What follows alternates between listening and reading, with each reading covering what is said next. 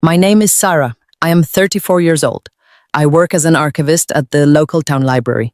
I thought it was just a joke when my husband and his 5 friends left me alone in a tent at Wonder Lake. "You deserve to stay here," they laughed before driving away. But I did not call for help. I did not go home. And he never imagined that my decision to stay would be the beginning of losing everything he ever had. Before I continue this story, let me know where you are watching from in the comments below. Hit like and subscribe if you have ever had to stand up to a partner who underestimated your worth. The roar of the twin engines on the sleek white boat was the only sound that filled the air, drowning out the rustling of the pine trees behind me. I stood on the rocky shore of the small isolated island in the middle of Wonder Lake, my sneakers sinking slightly into the damp mud. The water churned violently, creating a white wake that separated me from the man I had vowed to love and cherish for the last 5 years. Jason stood at the helm of the boat, one hand on the steering wheel and the other holding a beer. He was not looking back at me with concern or regret. He was laughing. Beside him were 5 other men, his so-called inner circle of investors and lawyers, men who wore polo shirts that cost more than my monthly salary. They were laughing too, pointing at me as if I were a circus animal left behind after a show. I watched as the boat grew smaller and smaller, turning into a speck against the horizon, where the sun was beginning to dip behind the mountains. The cold wind from the lake whipped my hair across my face, stinging my cheeks, but I did not move to brush it away. I looked down at what they had left me. A small pop-up tent that was barely secured to the ground. A cooler containing 2 bottles of water and a bag of stale potato chips. And nothing else. No phone, no wallet, no way to get back to the mainland, which was over 3 miles away. My phone was still in Jason's pocket, confiscated the moment things had turned ugly. Just 2 hours ago, the scene had been entirely different. Jason had told me to dress casually because we were going on a VIP excursion. He said he needed me there. "Sarah, you are the best cook I know," he had said with that charming smile that used to make my knees weak. "The boys are coming up to check out the site for the new Wonder Resort project. I need you to handle the barbecue, make them feel at home. It is crucial for the deal." I had agreed, of course. I always agreed. As an archivist, I spent my days preserving history, organizing dusty records and maps of our town, a job Jason constantly belittled. He called me a bookworm. He said my paycheck was cute. He made me feel like my contribution to our marriage was invisible, so whenever he asked for my help with his real estate business, I jumped at the chance to prove my value. But there was no barbecue. When we arrived on the island, the atmosphere was not one of camaraderie. It was an ambush. The men sat around on folding chairs drinking expensive scotch, ignoring me completely as I unpacked the groceries. I was not a wife to them. I was hired help. I was silent furniture. After about an hour, Jason called me over. He did not ask me to sit. He simply pointed to a stack of documents resting on a portable table. "Sign these." "Sarah," he said, his voice flat and commanding. I wiped my hands on my apron and looked at the papers. The header read, "Deed of Trust and Mortgage Agreement." My heart hammered against my ribs as I scanned the address listed on the collateral line. It was not our house. It was my parents' house. The small paid-off craftsman bungalow where I grew up, the only asset my elderly parents had to their name. I looked up at him confused. "Jason, what is this? Why is my parents' address on these loan documents?" He took a sip of his drink and sighed, clearly annoyed that I was asking questions. "I need more leverage for the Wonder Resort initial capital. The bank requires additional collateral to release the construction funds. Our house is already leveraged to the max. Your parents' place is sitting there doing nothing. It is just a formality." It was not a formality. It was a gamble. He was gambling with the roof over my parents' heads. I shook my head, stepping back. "No, absolutely not. I am not signing this. You promised you would stop leveraging our family assets for these high-risk developments." The laughter from the other men stopped. The air on the island grew heavy and suffocating. Jason stood up. He was a tall man, broad-shouldered, and when he was angry, he knew how to use his size to intimidate. He walked over to me, invading my personal space, his expensive cologne mixing with the smell of alcohol on his breath. "You are embarrassing me, Sarah," he whispered, his voice low and dangerous. "These men are waiting. Do not be a stupid, emotional woman right now. Pick up the pen and sign the damn paper." I looked at him, really looked at him, and for the first time in years, the fog of love lifted. I saw the greed in his eyes. I saw the contempt he held for me and my family. To him, we were just stepping stones to his empire. I will not sign. I said, my voice shaking but loud enough for everyone to hear. That was when he snapped. He grabbed my purse, pulled out my phone, and shoved it into his pocket. Then he signaled to his friends. "Pack up the boat," he yelled. "We are leaving." I thought he was bluffing. I thought he was just trying to scare me into submission. I stood there, arms crossed, waiting for him to calm down, but he didn't. They loaded the chairs, the alcohol, and the expensive food back onto the boat. Jason climbed into the driver's seat and started the engine. He looked at me one last time, his face twisted into a cruel sneer. "You need a timeout, Sarah. You need to learn your place. You can stay here and think about it. When we come back tomorrow morning, I hope you know how to hold a pen. Don't worry, you won't starve. You're a mountain girl, right? Figure it out." And then he throttled the engine. Now standing alone in the fading light, the silence of the lake rushed back in to fill the space where their laughter had been. The temperature was dropping rapidly. The sky above the Douglas fir trees was turning a bruised purple. I looked at the tent. I looked at the water. I realized with a jolt of terror that he had actually done it. He had abandoned his wife on a deserted island with no way to contact the outside world, all because I refused to let him rob my parents. Panic threatened to rise up in my throat, hot and sour. I wanted to scream. I wanted to fall to my knees and cry. But then I remembered his words. "You are a mountain girl." He meant it as an insult. He meant that I was simple, unrefined, someone beneath him. But he had forgotten something important. I was an archivist. I knew the history of this valley better than anyone. I knew the maps. I knew the land. And most importantly, I knew that this island was not as deserted as he thought it was. I took a deep breath, filling my lungs with the crisp, cold air. I wiped the single tear that had escaped my eye. I would not cry for him. Not anymore. I picked up the bag of chips and the water. I turned my back on the shore where he had left me. I walked toward the dense, dark forest that covered the center of the island. Jason thought he had trapped me in a prison, but he had just unlocked the door to his own destruction. The darkness over Wonder Lake did not fall gently. It crashed down like a heavy iron gate, shutting out the rest of the world and leaving me trapped in a cage of shadows and biting cold. The temperature dropped rapidly, plummeting from a crisp autumn afternoon to a freezing, bone-chilling night. The wind howled off the water, tearing through the thin nylon of the cheap pop-up tent Jason had tossed onto the shore. My fingers were numb and clumsy as I struggled to stake it down into the rocky soil. Every time a gust of wind hit the fabric, snapped and whipped, threatening to collapse around me. I huddled inside, wrapping my arms around my knees, trying to preserve whatever body heat I had left. The single bag of potato chips lay open beside me, but my stomach churned with such nausea that the thought of eating made me want to retch. I took a small sip of water, rationing it instinctively. Survival mode had kicked in, bypassing my grief and going straight to the primitive need to stay alive. But as the hours dragged on, stretching into an eternity of shivering and fear, the silence of the island forced me to confront the truth.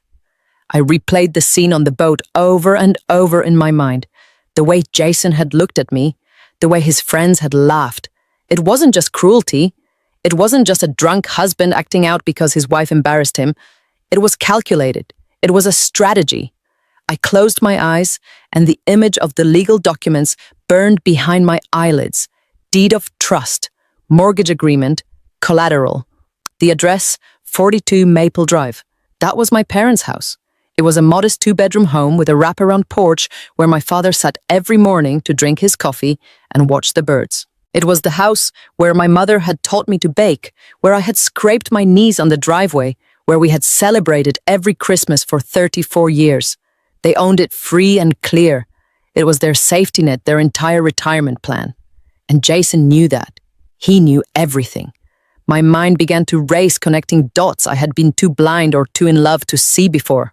The Wonder Resort. That was the monster eating our marriage. For the past 6 months, Jason had been obsessed with it. He talked about it in his sleep. He had leveraged our own home, maxed out our credit cards, and drained our savings to buy the initial plots of land on the south side of the lake. But it wasn't enough. It was never enough. I remembered a conversation from 2 weeks ago. I had walked into his home office to bring him a cup of tea. He was on the phone, his back to me, his voice tight with stress. "I need the liquidity." "Mark," he had hissed into the receiver. "The The bank won't release the construction loan without more skin in the game. I am tapped out. The house is mortgaged to the hilt. Then there was a pause. I had frozen in the doorway, the cup rattling slightly in the saucer. Yeah, I know she has assets. Jason had said, his voice dropping to a murmur. Her parents' place is sitting on a goldmine of equity. Old people don't need that much equity. I just need to get her to sign. She is soft. She will do it if I push the right buttons. I had backed away then, telling myself I had misunderstood.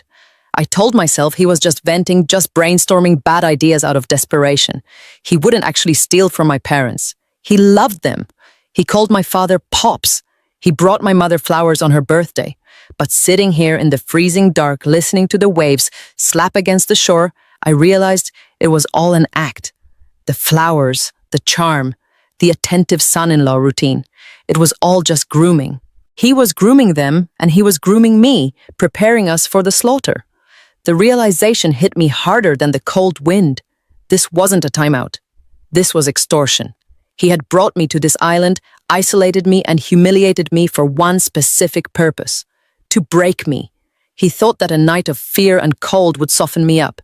He thought that by tomorrow morning, I would be so desperate to get back to warmth and safety that I would sign anything he put in front of me just to make the nightmare stop. He was holding me hostage, not with a gun, but with the elements. I shivered violently, my teeth chattering. I pulled the collar of my thin jacket up to my ears. I thought about the last 5 years, our wedding day. I looked beautiful in lace and he looked like a prince in his tuxedo. I remembered his vows: to have and to hold, to protect and to cherish. Lies. All of it. He didn't see a wife when he looked at me.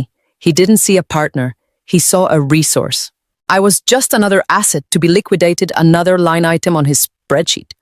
He had mined my credit score. He had mined my income. He had mined my emotional labor. And now that he had hit rock bottom, he was trying to mine the only thing I had left to protect my parents' future. The pain of that betrayal was a physical ache in my chest, sharper than the cold. I felt stupid. I felt used. How could I have been so blind? I was an archivist. My entire job was to look at documents, to trace history, to find the truth hidden in the paper trails. Yet I had missed the fraud happening right under my own roof. I thought about the men on the boat. Mark, Todd, the investors. They weren't just friends. They were co-conspirators. They knew. That was why they laughed. They weren't laughing at a socially awkward wife. They were laughing at the victim. They were laughing because they knew exactly what was happening. They knew Jason was squeezing me for the final drop of blood to fund their luxury resort, the Wonder Resort. It was supposed to be a paradise, a high-end getaway for the wealthy elite from Seattle and Portland. Jason had shown me the blueprints once: glass cabins, infinity pools, a private marina. It looked spectacular. But now I knew what it was built on. It was built on lies, debt, and the potential homelessness of 2 70-year-old pensioners. I wrapped my arms tighter around myself, rocking back and forth. The wind was relentless. A branch snapped somewhere in the woods behind me, sounding like a gunshot. I jumped, my heart hammering against my ribs. Jason had told me the woods were dangerous. He said there were bears, wolves, old traps left by hunters. Stay on the shore, Sarah. He had warned me before he got on the boat. Don't go wandering into the trees. You will get hurt. Was that a lie too? Was he trying to keep me on the beach so I would be exposed to the wind, making me more miserable? Or was he hiding something else? I looked toward the tree line. It was a wall of blackness, but strangely, it felt less threatening than the open water. The water led back to Jason. The woods led to the unknown. I thought about my parents. My dad had worked in a factory for 40 years.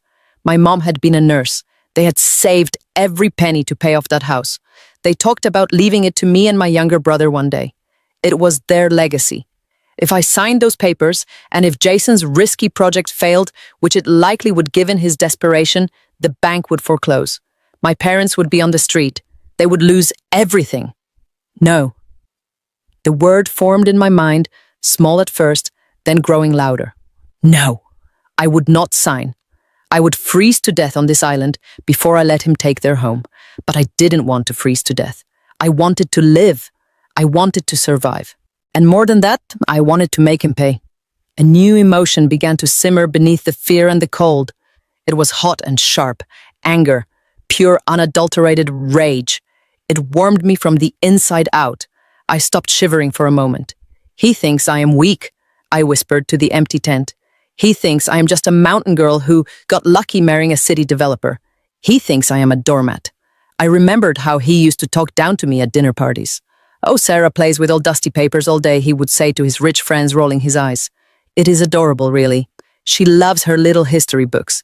He underestimated me. He didn't understand that history wasn't just about old papers. It was about knowing where the bodies were buried. It was about knowing who owned what before the fancy developers came to town. It was about understanding the land. I knew this lake. I grew up swimming here. I knew that the weather could turn in an instant. I knew that the water levels had shifted over the last decade. And I knew that land ownership in this county was a messy, complicated web of old treaties, homestead acts, and forgotten deeds.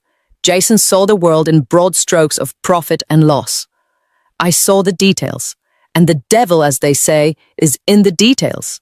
The wind gusted again, flattening the side of the tent against my face. Damp nylon clung to my cheek. I pushed it away aggressively. I wasn't going to just sit here and wait for him to come back and save me. I wasn't going to be the damsel in distress he expected to find in the morning, weeping and broken pen in hand. I checked my watch.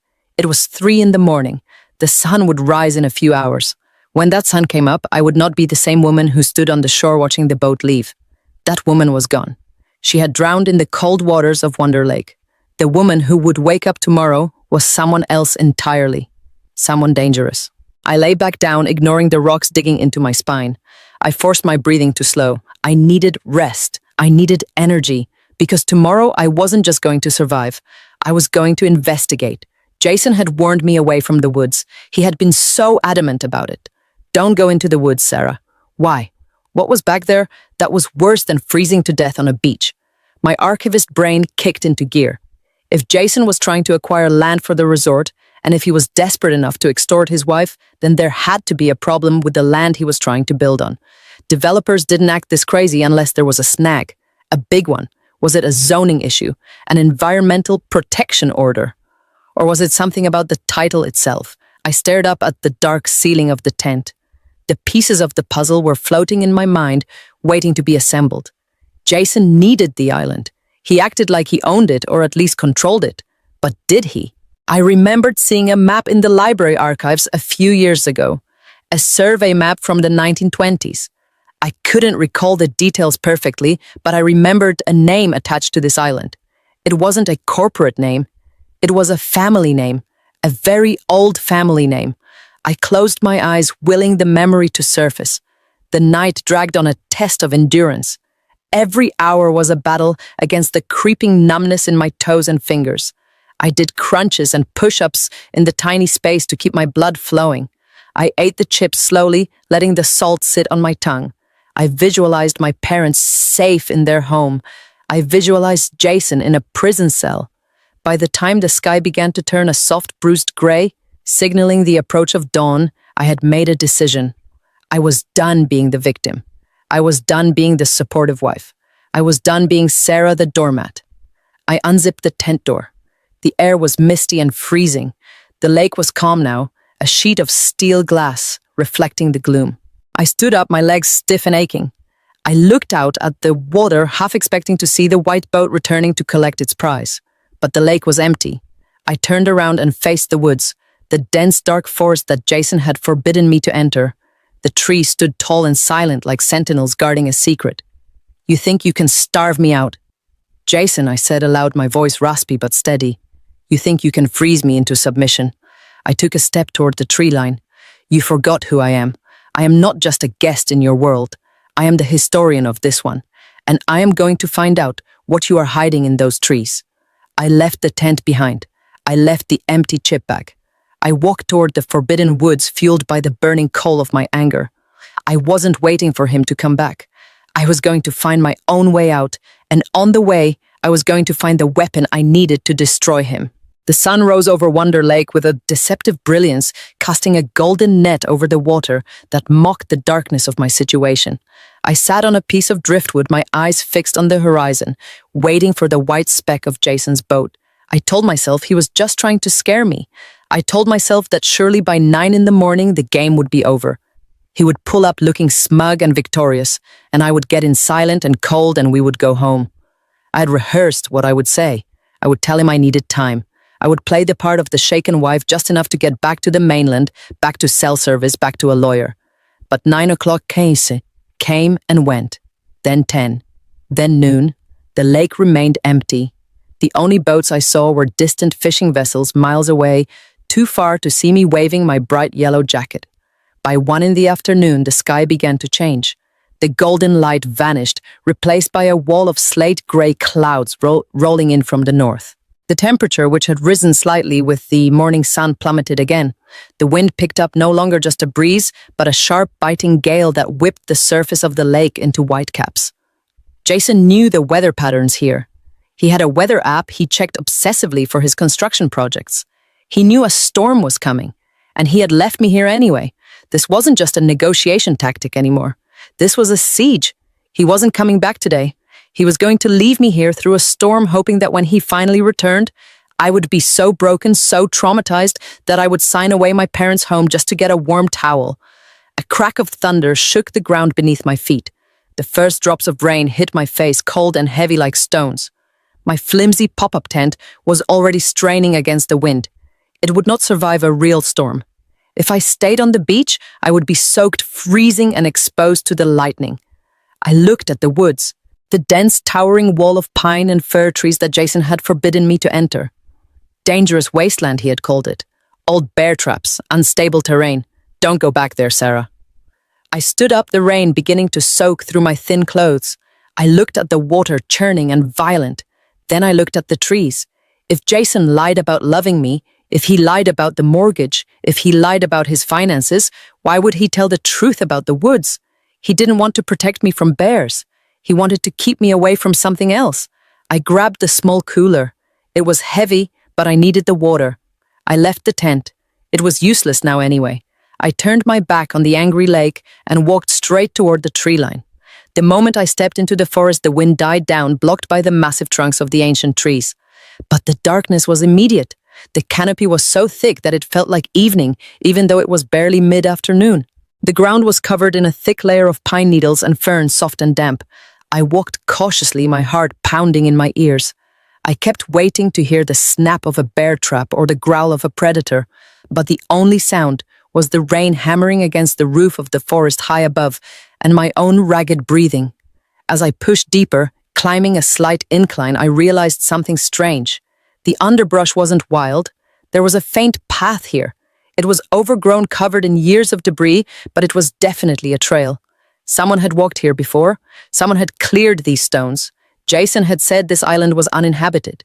He said it was just raw land waiting for his vision. I walked for what felt like an hour. My legs burned. My sneakers slipped on wet moss. I was cold, hungry, and terrified, but a strange clarity was taking over. I was moving. I was taking action. I wasn't waiting on the shore like a discarded doll.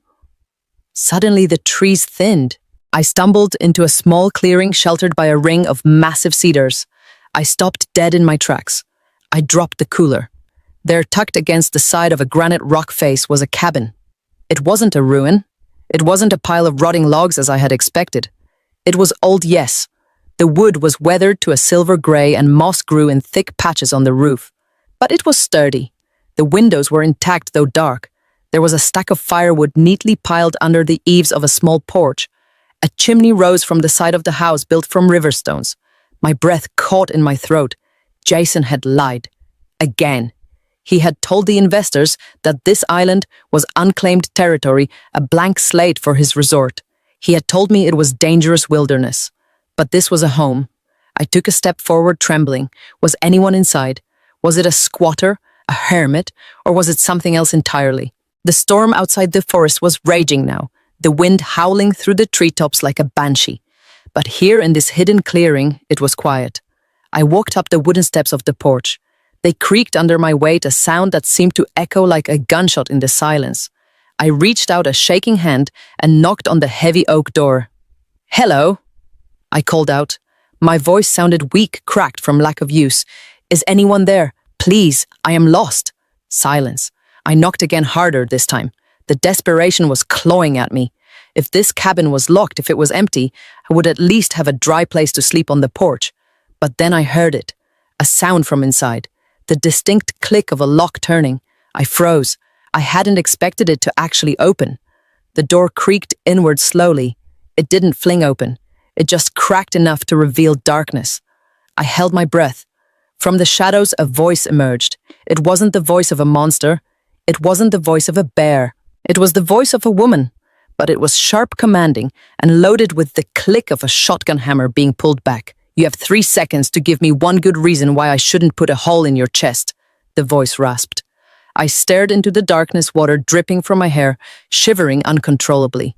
I looked at the barrel of the gun that was now poking through the crack in the door.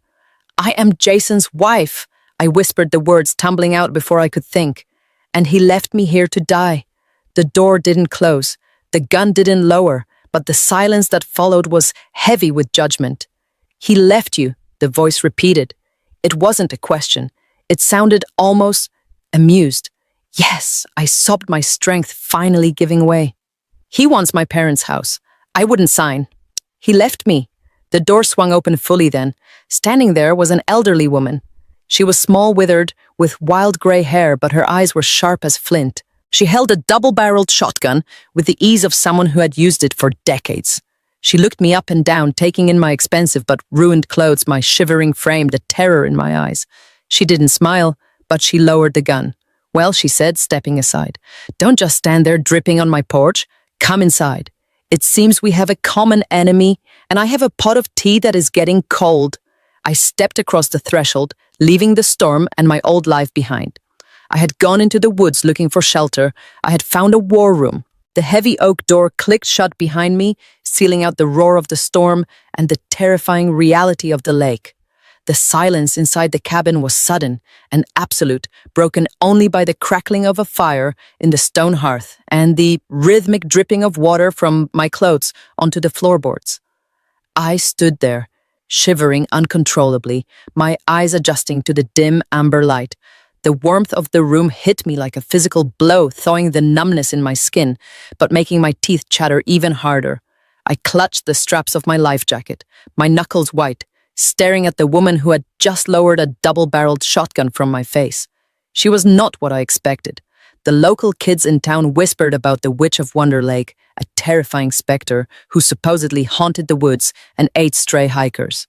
But the woman standing before me was flesh and blood. She was short, barely 5 feet tall, wearing a thick flannel shirt, worn-out cargo pants, and heavy combat boots that looked like they had seen wars. Her gray hair was pulled back in a severe, messy bun, held together by what looked like a sharpened chopstick. Her face was a map of deep wrinkles etched by sun and time, but her eyes were the most striking part. They were a piercing, icy blue, clear and sharp, devoid of the milky haze of age. She moved with a surprising agility, walking over to the fireplace to stoke the logs. She didn't look at me as she spoke. "There is a towel on the rocking chair. Dry off before you rot my floorboards. And take off those ridiculous wet sneakers." I obeyed instantly, my fingers fumbling with the laces. As I peeled off the sodden layers, I took in my surroundings. This wasn't just a cabin. It was a fortress of memory. Every inch of the walls was covered.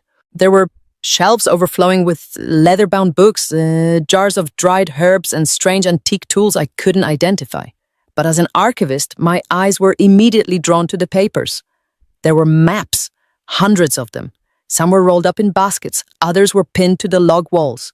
There were yellowed newspaper clippings, framed deeds, and black and white photographs of the lake dating back decades.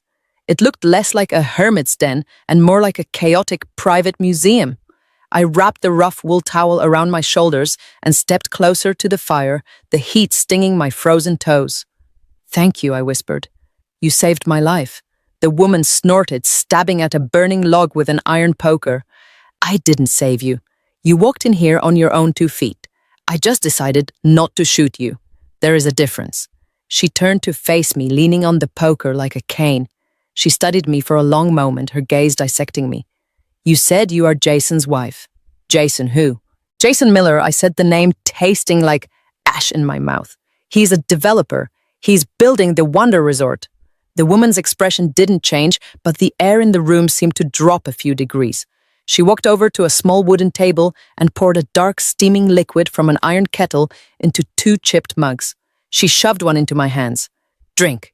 It is nettle tea. It will stop the shaking." I took a sip. It was bitter and earthy but hot. "Jason Miller," she repeated, testing the name as if it were a piece of rotten meat. "The man with the white boat and the loud friends. The man who thinks he can pave over paradise with cheap concrete and glass." "You know him?" I asked, surprised. She laughed a dry, rasping sound. "I know his type, and I know him.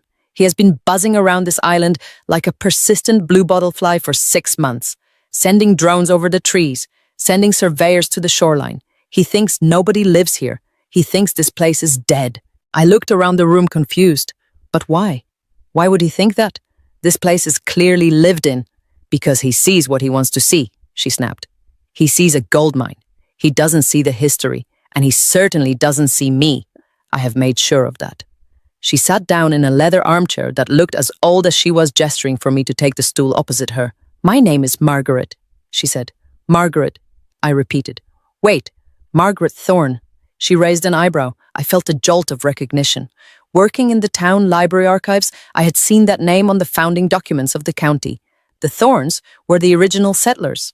They were the ones who had built the first sawmill, the ones who had mapped the valley, but the lineage was supposed to have died out years ago. "You are supposed to be a myth," I said, my voice rising with excitement. "The town records say the last Thorne died in 1990. The estate was left in limbo. That is why everyone calls this the Witches' Island, because people see smoke sometimes, but there is no record of anyone living here." Margaret smiled a thin, cunning smile that transformed her face. "Dead on paper is the best way to live, my dear. It keeps the taxman away, and it keeps nosy developers from knocking on your door. My father died in 90. That part is true, but he left this land to me in a private trust that predates modern zoning laws. I value my privacy. I have lived here alone since the day he passed. I hunt my own food. I filter my own water. I don't need the town, and the town doesn't need me." She leaned forward, her eyes narrowing. "But your husband, he found a loophole, didn't he? Or at least he thinks he did." I nodded slowly, the pieces of Jason's plan starting to click together in my mind. "He told his investors the land was unclaimed," I said. "He said he was filing for ownership. Adverse possession," Margaret said. The legal term hung in the air between us, heavy and dangerous. I gasped. Of course, adverse possession, the squatters' rights law. In our state, if you could prove that a piece of land had been abandoned, and if you occupied it, improved it, and paid taxes on it for a certain number of years, you could petition the court to grant you the title. "But you have to prove it is abandoned," I said. "You have to prove the original owner has forfeited their rights." "Exactly," Margaret said.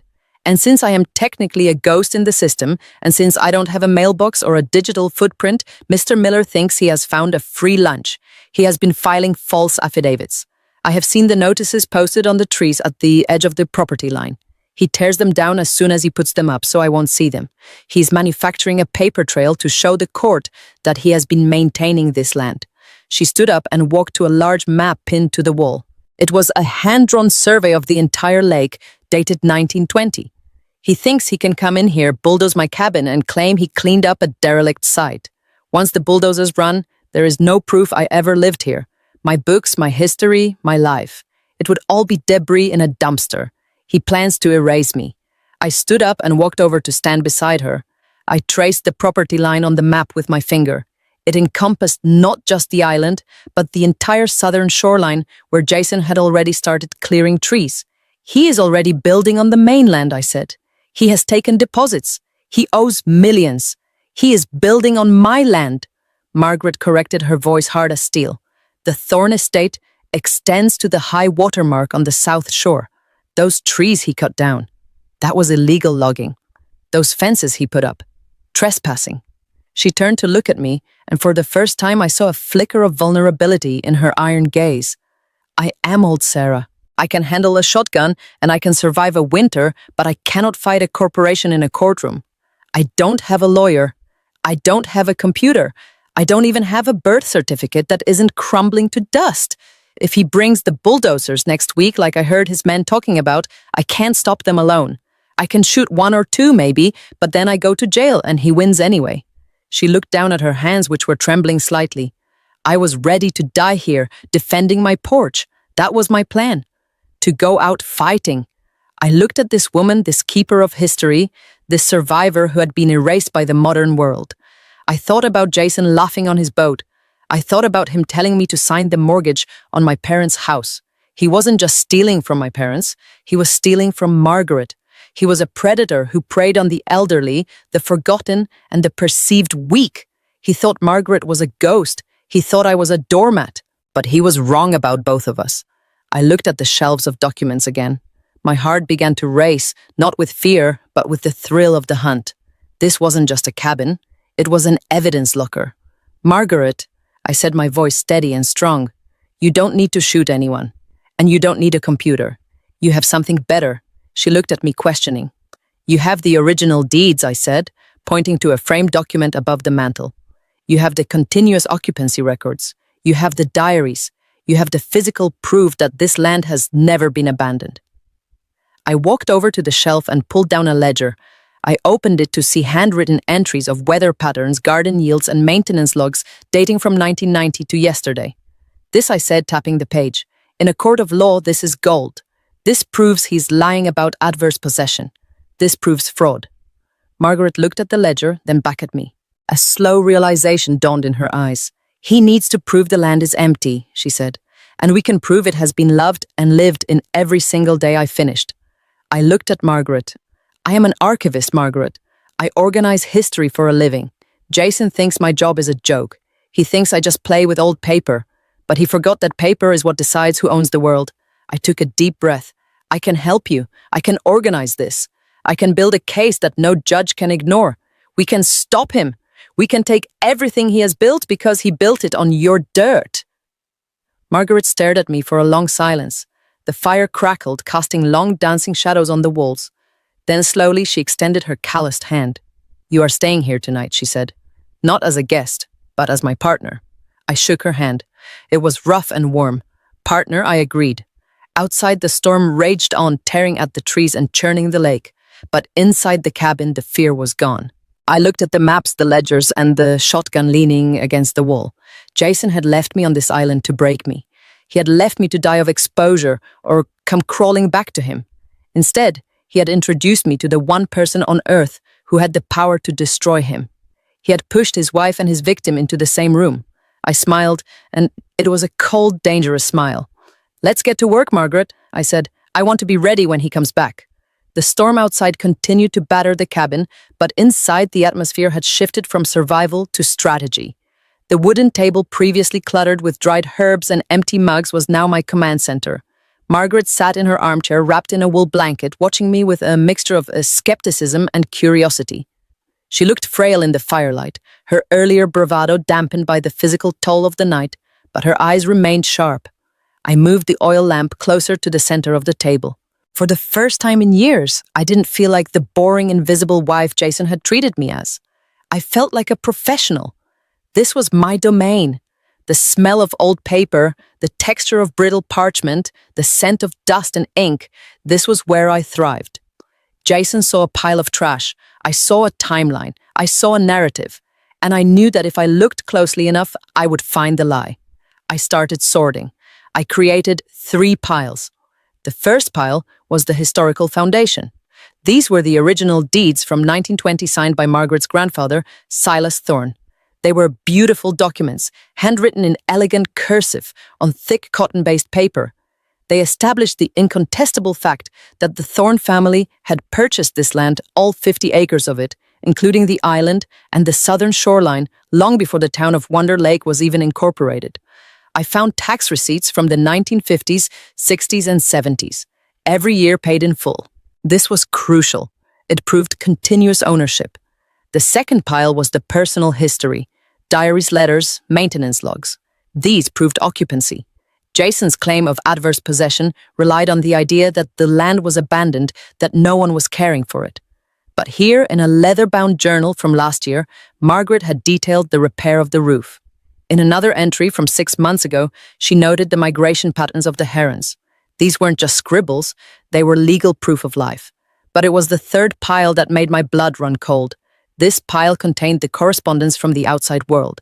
It was small, mostly unopened junk mail that Margaret had collected during her rare trips to the mainland post office box she kept under a pseudonym. But mixed in with the flyers were official-looking envelopes with the logo of Miller Development Group. I picked up the most recent one. It was dated 3 months ago. "Margaret," I asked, keeping my voice steady, "did you ever respond to any of these letters from Jason?" She shook her head, coughing slightly into a handkerchief. "Never. I burned most of them. I don't talk to solicitors. I figured if I ignored him, he would go away like the others." I opened the envelope. Inside was a formal offer to purchase filled with lowball numbers and veiled threats about eminent domain. Standard developer bullying tactics. But stapled to the back of it was a photocopy of a document that made my breath hitch in my throat. It was titled Preliminary Transfer of Stewardship and Right of First Refusal. It looked official. It had a notary stamp from a man I recognized, a crooked notary named Pete, who often drank with Jason on his boat. And at the bottom of the page, above a dotted line, was a signature. Margaret Thorne. I stared at the signature. It looked shaky, consistent with the handwriting of an elderly person.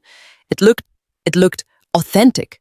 If I were a clerk at the county recorder's office glancing at this quickly, I would stamp it without a second thought. I walked over to Margaret and kneeled beside her chair. "Margaret, I need you to look at this." She squinted at the paper, adjusting her glasses. As she read the title, her face flushed with anger.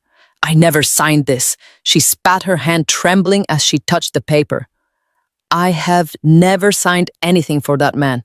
I have never even met him face to face. He shouted at me from his boat once, and I fired a warning shot into the water. That was our only interaction." I looked closer at the document.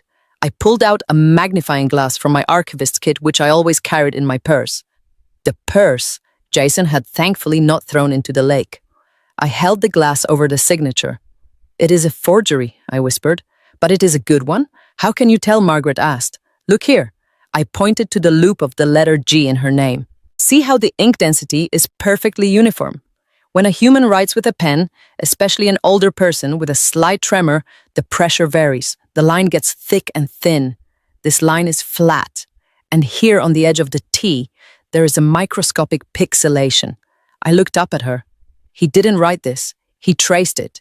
He took your signature from somewhere else, maybe an old public record or a tax document he dug up, scanned it and digitally pasted it onto this contract." Margaret leaned back, her face pale. "So he has forged my name. He claims I agreed to sell." "It is worse than that," I said, my mind racing through the legal implications. "This isn't a bill of sale. It is a right of first refusal. It means that when you die, his company automatically gets the first option to buy the land at a fixed price. A price that is pennies on the dollar." I paused, realizing the horror of what I was saying. "He isn't trying to buy the land from you, Margaret. He is waiting for you to die." The silence in the cabin was deafening. The fire popped, sending a spark up the chimney. Margaret looked at me, and for the first time the tough shotgun-wielding exterior crumbled. She looked incredibly old and incredibly tired. She reached into her pocket and pulled out a small orange prescription bottle. She shook 2 pills into her hand and swallowed them dry. "He won't have to wait long," she said softly. I froze. "What do you mean?" Margaret looked at the fire. "Stage 4 lung cancer. The doctors gave me 6 months. That was 5 months ago." My heart broke. I looked at this woman, this fierce protector of her heritage, and realized she was fighting a war on 2 fronts. She was fighting the cancer eating her body, and she was fighting the vultures circling her home. "He knows," I said, the realization hitting me like a physical blow. "Jason knows. How could he?" Margaret asked. "I haven't told anyone. He has access to medical databases." I said, remembering the conversation I had overheard between Jason and one of his investors, who sat on the hospital board. They were talking about risk assessment. Jason wasn't just researching the land, he was researching the owner. He must have found out about your diagnosis. That is why he is so aggressive right now. That is why he needs the capital immediately. He knows the clock is ticking. He forged this document so that the moment you pass away, he can swoop in before probate court even opens and claim the land. I stood up and paced the small room, my anger boiling over. It was the same pattern. It was the exact same pattern he used on me. He looked at my parents, saw they were old, and decided their house was his for the taking. He looked at you, saw you were sick, and decided your land was already his. To him, we aren't people. We are just obstacles.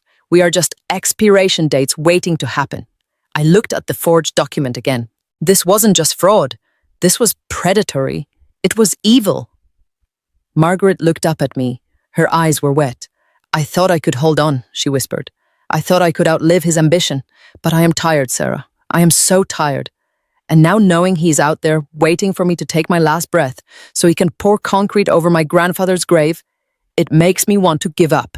No, I said fiercely. I walked back to her and took her cold hands in mine. You do not give up. Not tonight. Not ever. I squeezed her hands. Margaret, look at me. He thinks you are a dying old woman with no family. He thinks I am a weak, stupid wife who is crying in a tent. He thinks he has won because he believes we are alone. I gestured to the pile of papers, but he made a mistake. He left a paper trail. This forgery, I tapped the document, is a felony. If we can prove he created this, he doesn't get the land. He goes to prison. But how? Margaret asked. It is just a piece of paper. I smiled, and it was a grim, determined smile. Because I know where the original signature came from, I recognize the loop in the T. It is from the 1990 deed transfer. It is a public record. If I can overlay them and show they are mathematically identical, it proves it is a digital copy. No person signs their name exactly the same way twice. It is impossible. I looked deep into her eyes. We have the evidence, Margaret. We have the steel trap. We just need to bait it. I sat back down at the table and pulled a fresh sheet of paper toward me. I picked up a pen. You said you have no family, I said. You said you have no one to leave this land to. Margaret nodded. I am the last thorn. Not anymore, I said. I started writing. I wasn't writing a diary entry. I was writing a legal affidavit. Jason wants a war. He wants to play dirty with legal documents. Fine. I am going to write a document that will bury him.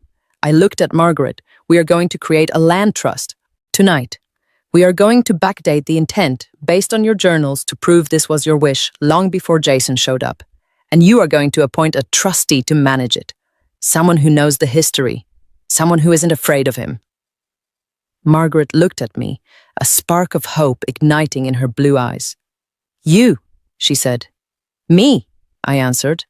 The two of us sat there in the dim light, the storm raging outside, bound together by the cruelty of a man who had underestimated us both. He had thrown us away. He had treated us like debris, but he had forgotten that diamonds are just coal that has been subjected to intense pressure. And in that cabin, under the weight of his betrayal, we were becoming harder than diamond. We were becoming a weapon. I picked up the pen and dipped it in the ink. Let's write the next chapter of Wonder Lake Margaret. And let's make sure Jason Miller isn't in it. 2 days. It took Jason 2 full days to come back for me. The storm had passed, leaving the sky a brilliant, innocent blue, scrubbing the air clean of the violence that had raged the night before. Inside the cabin, Margaret and I had spent the time turning a stranger's introduction into a grandmother's legacy. We had organized the papers. We had drafted the plan. And then we waited. When the distant hum of an engine finally cut through the morning silence, I knew it was time. I looked at Margaret. She was sitting in her armchair, her shotgun resting across her knees, looking every bit the warrior queen of Wonder Lake. He is here, I said, my voice calm. Margaret nodded once. You know what to do. Play the part, Sarah. Be the broken little bird he expects. Don't let him see the hawk. I grabbed my jacket. I ran my hands through my hair, tangling it on purpose. I rubbed a little dirt from the fireplace onto my cheeks and the knees of my jeans. I had to look like I had spent 48 hours cowering under a bush, not sipping nettle tea and plotting a corporate takeover. I slipped out the back door of the cabin and ran through the woods, taking the shortcut Margaret had shown me. I reached the shoreline just as the white boat came into view. It wasn't the pristine arrival of a conquering hero. The boat approached awkwardly, correcting its course twice. As it got closer, I saw why. Jason looked terrible. He was wearing sunglasses even though the sun wasn't fully up yet. His hair was messy, and he was still wearing the same clothes from 2 days ago. He looked hungover. He looked like a man who had partied too hard to celebrate his victory and had woken up realizing he had forgotten to feed the dog. Only I wasn't a dog. I was his wife. I hid behind a cluster of large rocks watching him duck. He stumbled slightly as he jumped onto the sand. He didn't call my name immediately. He walked straight to the spot where he had left the tent. The wind had collapsed it. It was a flat, sad pile of nylon against the ground. The cooler was gone because I had taken it. Jason stared at the flattened tent. I saw his shoulders tense. He kicked the fabric. "Sarah," he shouted. His voice was hoarse. "Sarah, quit playing games. Come out." I stayed silent. I wanted to see him sweat. He spun around, scanning the beach. He walked toward the water's edge and looked down as if expecting to see my body washing up on the rocks.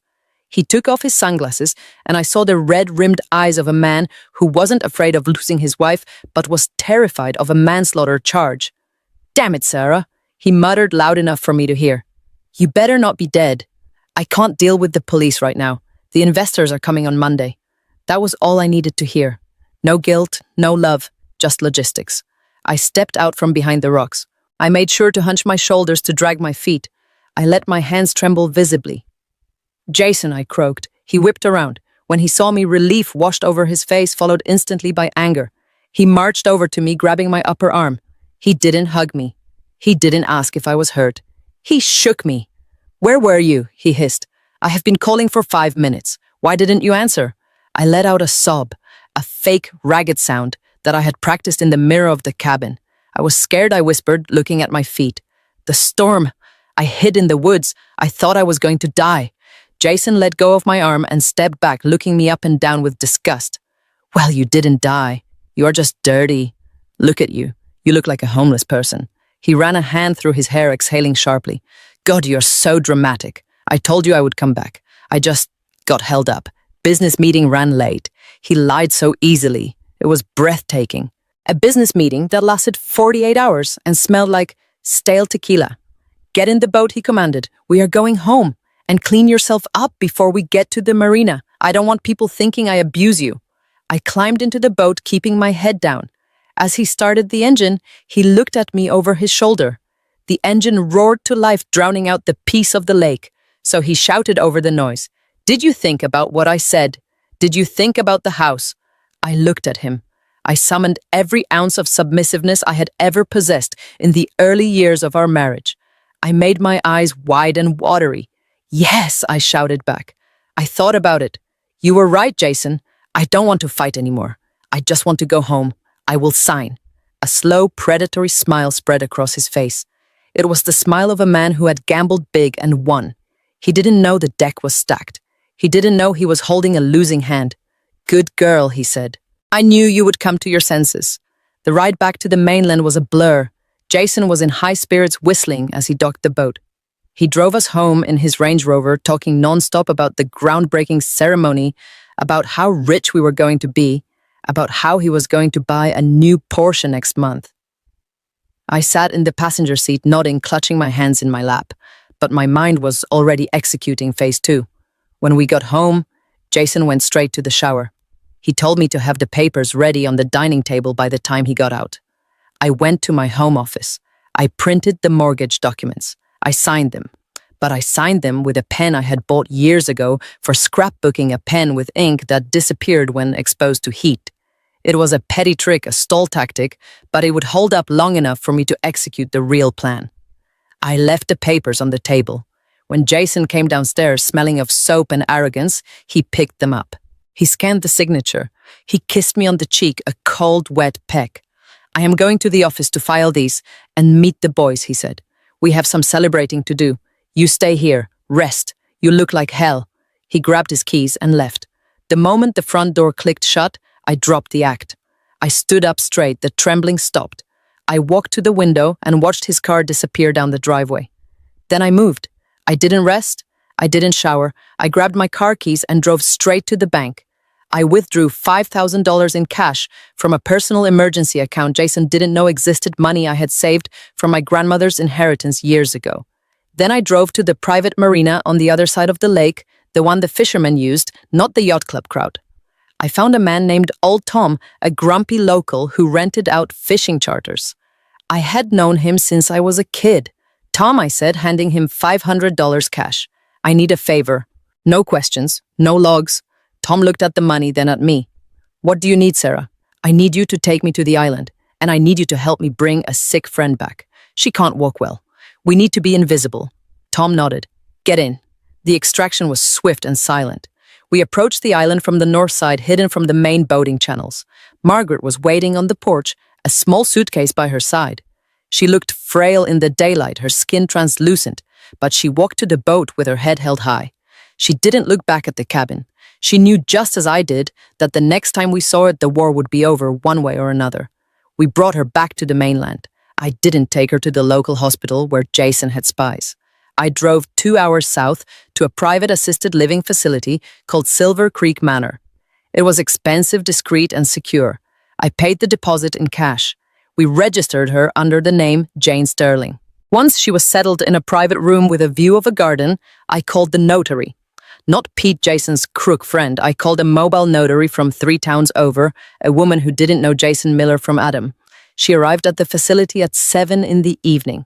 Margaret sat up in bed looking tired but determined. The documents were spread out on the rolling table. Power of attorney, living trust formation, assignment of executive control. Margaret looked at me. You are sure about this? Sarah, she asked. Once I sign this, you are the target. He will come for you with everything he has. Let him come, I said. I am not the one who forged a federal document. I am not the one who abandoned a spouse. I am the one with the truth. Margaret smiled. She took the pen. Her hand shook, but the signature was bold and clear. Margaret Thorne. The notary stamped the papers. The sound of the stamp hitting the paper echoed in the quiet room like a gavel slamming down in court. It was done. Legally, I was now the guardian of the Thorne estate. I was the voice of the land. I was the owner of the island. I walked the notary out and returned to the room. Margaret was leaning back against the pillows, her eyes closed. Rest now, Margaret, I whispered. You are safe here. Nobody knows where you are. She opened one eye. Give him hell, Sarah. I drove back home in the dark. The house was empty. Jason was still out celebrating his victory. He was probably buying rounds of drinks for his friends, toasting to his genius, bragging about how he had finally broken his stubborn wife. I walked into the kitchen and poured myself a glass of wine. I sat in the dark living room staring at the spot on the table where the mortgage papers had been. He thought he had secured his future today. He thought he had won the game, but he didn't know that while he was popping champagne, I had just moved the queen across the board. The papers he held were worthless. The land he claimed was protected, and the wife he thought he owned was now his landlord. I took a sip of wine. It tasted sweet. Tomorrow was the groundbreaking ceremony. Tomorrow he would bring the bulldozers. I checked my watch. I had 12 hours to prepare the final blow. I pulled out my phone and dialed the number of the State Environmental Protection Agency. I had a tip to report. A tip about illegal logging and endangered species habitat destruction on a private island. Jason wanted a spectacle. I was going to give him one. The house smelled of expensive cologne and roasted lamb, a suffocating mixture that made my stomach turn as I stood in the shadow of my own kitchen. It was Friday night. Just 48 hours ago, I had been shivering in a tent on a desolate island praying for rescue. Now I was back in the warmth of my sprawling suburban home, but I had never felt colder in my life. Jason was throwing a party. It was not just a casual get-together. It was a victory lap. He had invited every major player in the county. The mayor was here. The members of the zoning board were here. The wealthy investors from Seattle who had flown in on private jets were here. They were all crowded into my living room, drinking my husband's best scotch, celebrating the imminent groundbreaking of the Wonder Resort. And I was the waitress. Earlier that evening, Jason had come into the bedroom where I was staring blankly at the wall. He had thrown a grey dress onto the bed. It was an old dress, one I hadn't worn in years, shapeless and dull. Wear this, he had commanded, fixing his silk tie in the mirror. And don't put on any makeup. You are recovering, remember? You are the fragile, traumatized wife who just survived a harrowing ordeal in the wilderness. He had walked over to me, gripping my chin with his fingers, tilting my face up. I fired the catering staff for the night, Sarah. I want you to serve the drinks and the hors d'oeuvres. It will look good. It will show the investors that we are a humble, family-oriented team. Plus, it will keep you busy so you don't say anything stupid. So there I was holding a silver tray of champagne flutes, invisible in my own home. I walked through the swinging doors into the living room. The noise of the party washed over me. Laughter, clinking glasses, the murmur of deals being made. I moved through the crowd like a ghost.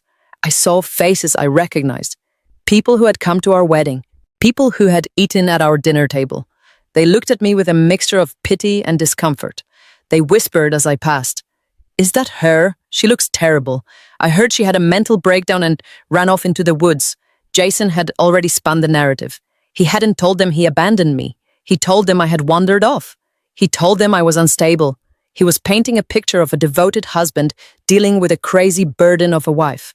I offered a glass of champagne to a man in a navy suit. He was one of the lead investors, a man named Mr. Henderson. He looked at me, then at the glass, then took it without making eye contact. "Thank you," he mumbled, turning his back on me immediately to continue his conversation with Jason. Jason was holding court by the fireplace. He looked radiant. He was flushed with alcohol and adrenaline, gesturing wildly as he spoke. "The capital is secured, gentlemen," he boomed his voice, carrying across the room. "We have the mortgage liquidity, we have the permits, and as of Monday morning, the bulldozers roll. Wonder Resort is no longer a dream, it is a reality." A round of applause broke out. Jason beamed. He raised his hands for silence. "But I cannot take all the credit," he said, his eyes scanning the room. "A project of this magnitude requires a team. It requires vision. And it requires a partner who understands the delicate balance between luxury and nature." My heart hammered in my chest. For a split second, a foolish, irrational part of me thought he might mention me. After all, I was the one who had cooked for his partners for years. I was the one who had proofread his early business plans. "I would like to introduce you all to the new Director of External Relations for the Wonder Resort," Jason announced, sweeping his arm toward the grand staircase. "The woman who has been instrumental in smoothing over the local hurdles." I followed his gaze.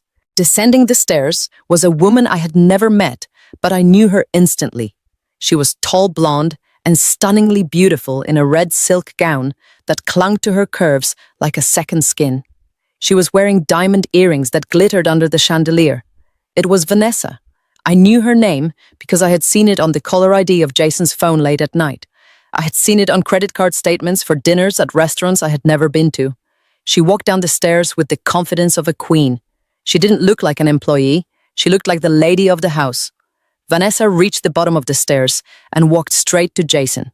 He took her hand, interlacing his fingers with hers in a way that was intimate and undeniable.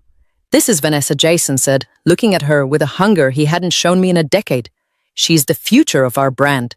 The room erupted in applause again. Men whistled. Women murmured appreciatively at her dress. I stood in the corner clutching the silver tray so hard my knuckles turned white. The humiliation was physical. It burned in my throat like bile.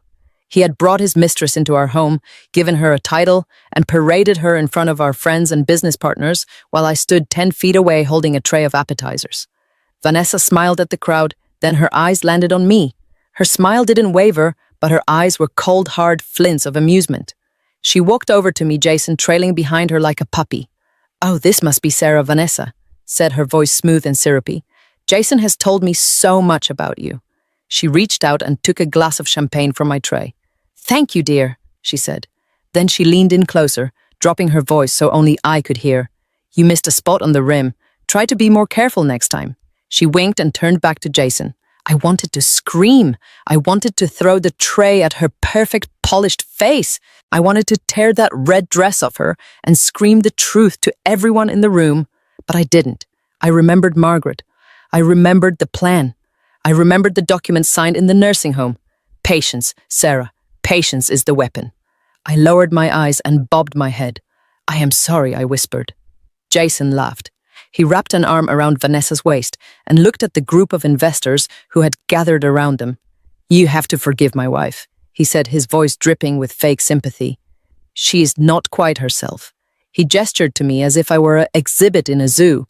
Poor Sarah had a bit of an episode this week. She got confused. She wandered out to the island on Wonder Lake and, well, she got lost. He tapped his temple significantly. She was out there for 2 days. No food, no water, just her and the squirrels. When I found her, she was babbling about old maps and imaginary cabins. The crowd chuckled nervously. It is a tragedy, really, Jason continued, sighing theatrically. The stress of modern life. It is just too much for some people. She's fragile, but I am committed to taking care of her. That is why I need this project to succeed, to provide for my family, even the broken parts of it. The investors nodded solemnly. You are a good man, Jason, Mr. Henderson said, patting him on the back. A saint, really. Most men would have walked away. I bit the inside of my cheek until I tasted blood. A saint. He was calling himself a saint for abandoning me to die and then gaslighting the entire town about it. I feel so safe knowing you are handling things. Jason, Vanessa cooed, resting her head on his shoulder. Jason kissed her forehead. It was a gesture of ownership. He was claiming everything in the room, the money, the success, the woman, and the narrative. I turned away, unable to watch anymore. I walked toward the kitchen to refill the tray, my legs feeling heavy as lead. As I passed the group, I heard Jason's voice again. By the way, Henderson, about the title insurance. Don't worry about the old lady. The Thorne estate is a ghost ship. My lawyers have confirmed she's practically dead. We will bulldoze that shack on Tuesday. I'm going to put the infinity pool right where her porch used to be. Laughter followed me into the kitchen. I let the swinging door close behind me. I set the tray down on the granite counter with a clatter. My hands were shaking, but not from fear. Not anymore. I pulled my phone out of my apron pocket. I had recorded the last 5 minutes. The introduction of the mistress. The mockery of my mental state. And most importantly, the admission about the Thorne estate. I looked at the screen. The red recording light blinked a tiny heartbeat of justice. He thought I was broken. He thought I was the crazy wife wandering the woods. He had no idea that the crazy wife had just captured his confession. I took a deep breath, smoothing the front of my gray dress. I picked up a fresh bottle of champagne. I would go back out there. I would serve them their drinks. I would let them laugh at me. I would let Vanessa treat me like a servant. Because in less than 12 hours, the sun would rise on Monday morning. And when the bulldozers arrived at the island, they wouldn't find a ghost. They would find the law. I checked the time. 7 p.m. Margaret was safe in the nursing home. The Environmental Protection Agency had my tip. The land trust documents were in my car. I walked back toward the living room, a ghost returning to the feast. More champagne, anyone, I asked silently in my head. Drink up, Jason. It is the last expensive bottle you will ever drink. The noise from the living room was a dull roar, a beast composed of clinking crystal, fake laughter, and the hum of expensive conversation. I stood at the bottom of the stairs, gripping the banister. My heart was hammering against my ribs, not from fear, but from a potent mixture of adrenaline and cold, hard rage. Jason was busy. He was in the center of the room, holding a glass of scotch in one hand and Vanessa's waist in the other. He was telling a story, likely a lie about his business prowess, and the crowd was eating it up. The sharks were circling, but they weren't circling me. They were mesmerized by the blood in the water that Jason himself was spilling, unaware that he was the one bleeding out. I slipped up the stairs, moving silently on the plush carpet. To them, I was just the fragile, broken wife retreating to her bedroom to cry. To Jason, I was a non-entity, a piece of furniture that had served its purpose for the evening. He had told me to go rest. He wanted me out of the way so he could play the big man without his conscience staring him in the face. I reached the landing and turned left away from our bedroom and toward his home office. The door was closed. I pressed my ear against the wood, listening for any sound of movement inside. Silence. I turned the handle. It was unlocked. Of course it was unlocked. Jason was arrogant. He believed he was untouchable in his own castle. He believed his wife was too stupid to understand what happened in this room. I slipped inside and closed the door softly behind me, engaging the lock with a quiet click. The room smelled of him, leather, old paper, and that cloying cologne. His desk was a massive slab of mahogany dominating the space. Behind it sat his computer, a sleek, wide monitor that glowed faintly in the dark room. I sat in his chair. It was too big for me. I felt like a child playing pretend, but the stakes here were life and death. I touched the mouse. The screen flared to life, demanding a password. I stared at the prompt. Jason had always mocked my technical skills. "Sarah, do not touch my computer," he would say. "You will probably delete the internet." He treated me like a Luddite because I worked with physical archives, ignoring the fact that modern archiving required complex database management and digital encryption knowledge. He saw what he wanted to see. I tried the first password that came to mind. The date of our wedding. Access denied. I tried his birthday. Access denied. I paused thinking like him. What did Jason love most in the world?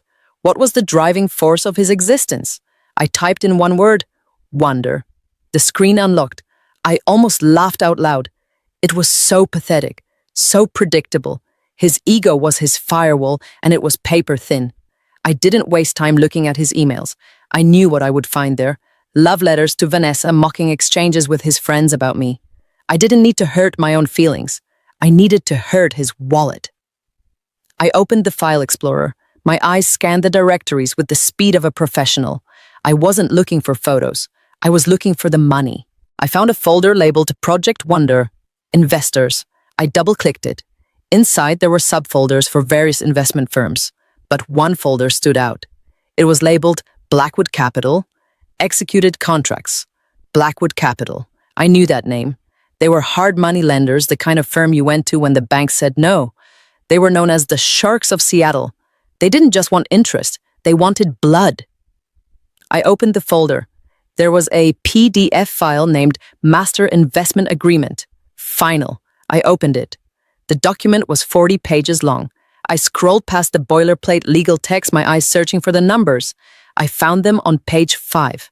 The room seemed to spin as I read the figure, $5 million. Jason had accepted a cash deposit of $5 million from Blackwood Capital 3 weeks ago. The money was already in his account. He had likely spent half of it already on the initial clearing of the land and the down payments for the construction equipment. But it was the terms of the agreement that made my breath hitch. I scrolled down to the covenants section. Clause 4B, representations and warranties of title. The text was clear, brutal, and uncompromising. The developer, Jason Miller, hereby warrants and guarantees that he holds 100% clean and marketable title to the property known as Wonder Island and the adjacent southern shoreline, free of any liens, encumbrances, claims, or disputes. I read it again. He had guaranteed he owned the land.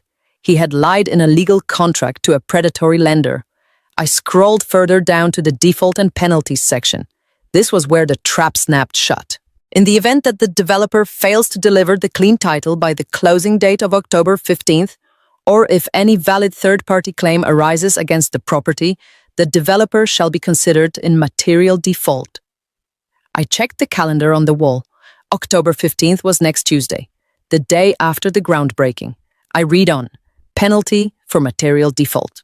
The developer shall be liable for the immediate repayment of the deposit in the amount of $5 million plus a liquidation penalty of 200%.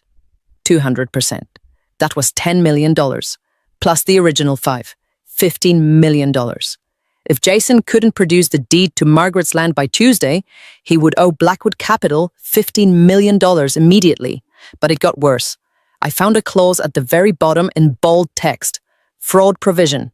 The developer acknowledges that any misrepresentation regarding the status of the title shall constitute criminal wire fraud under federal law. Blackwood Capital reserves the right to pursue criminal charges in addition to civil asset forfeiture. My hand flew to my mouth. He wasn't just risking bankruptcy, he was risking prison. He had taken $5 million across state lines based on a lie. If Margaret showed up on Tuesday with her deed, or if I filed the trust documents proving the land was not his, he would be arrested. He had bet everything. He had bet his life, his reputation, and my parents' home on the gamble that he could bully an old woman into the grave before Tuesday. I looked at the screen trembling. This was the smoking gun. This was the nuclear bomb. I reached into my pocket and pulled out a small silver USB drive. I had brought it from the library. It was encrypted. I plugged it into the side of the monitor. The computer chimed softly. I selected the entire folder. The contract, the wire transfer receipts, the fake environmental reports he had commissioned, the emails where he assured Blackwood that the squatter issue had been resolved. I dragged them all to the USB drive. The progress bar appeared on the screen, copying 14 items, time remaining 2 minutes. 2 minutes.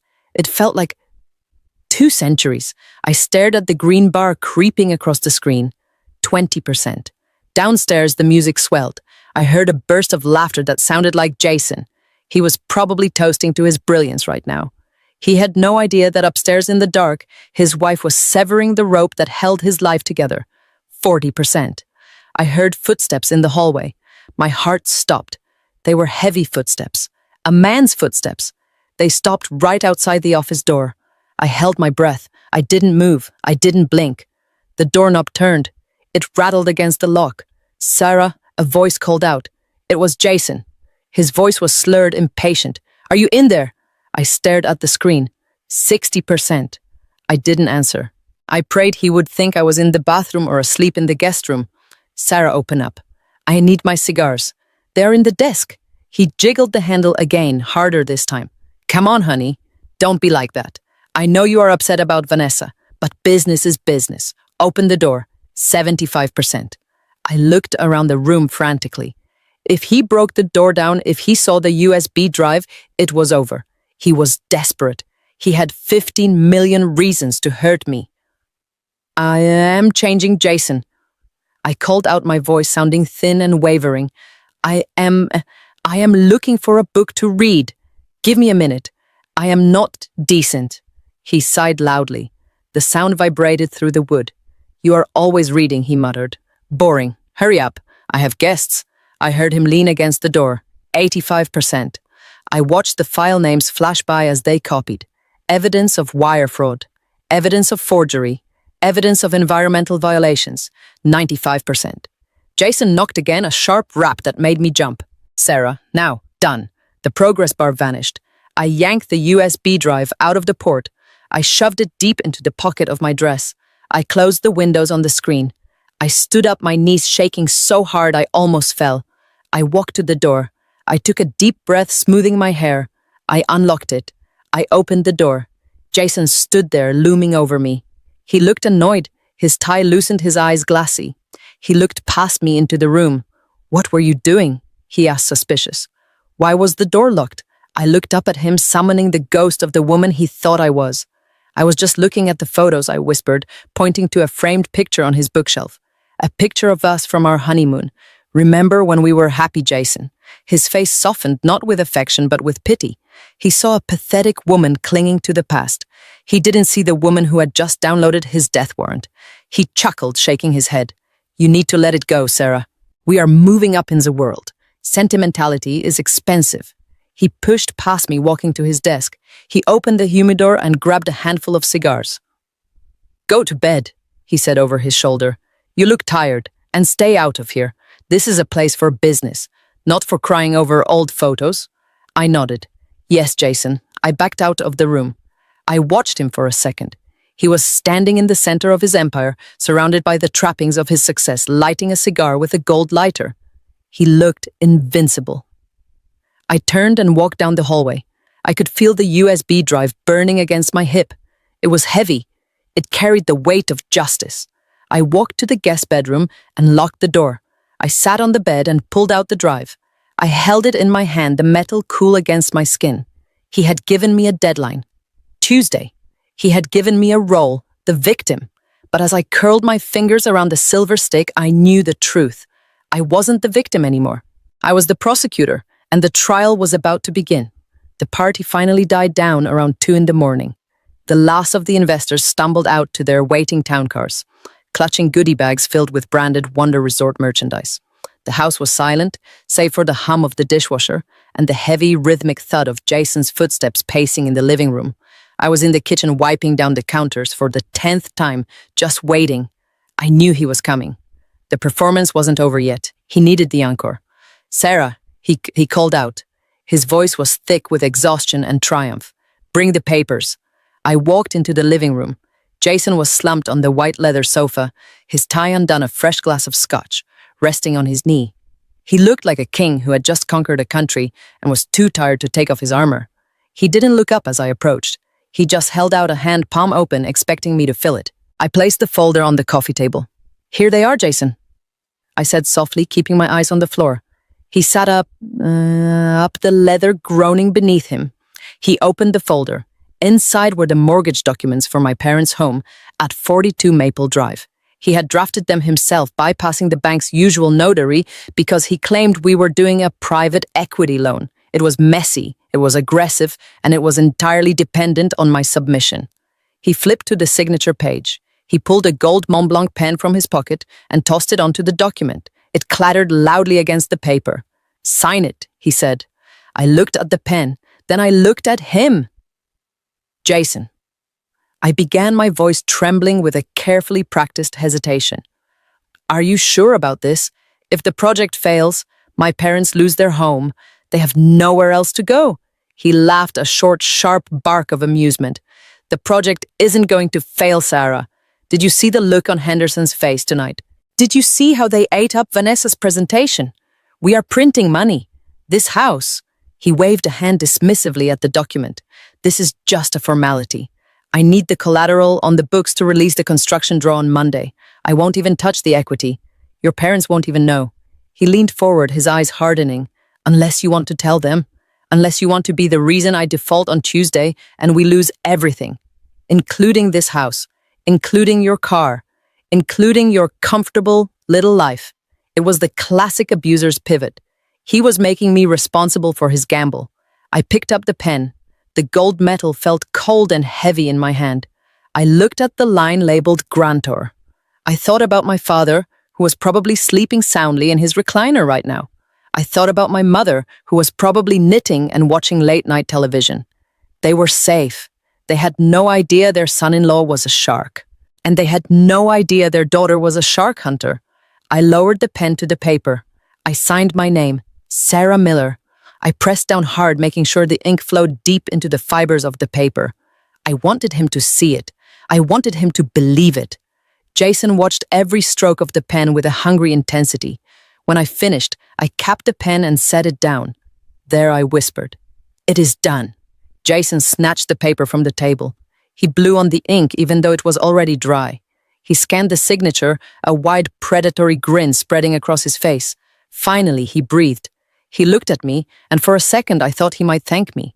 Instead, he stood up and walked over to the safe hidden behind the painting on the wall. "You did the right thing, Sarah. You finally stopped being a dead weight." He locked the papers inside the safe and spun the dial.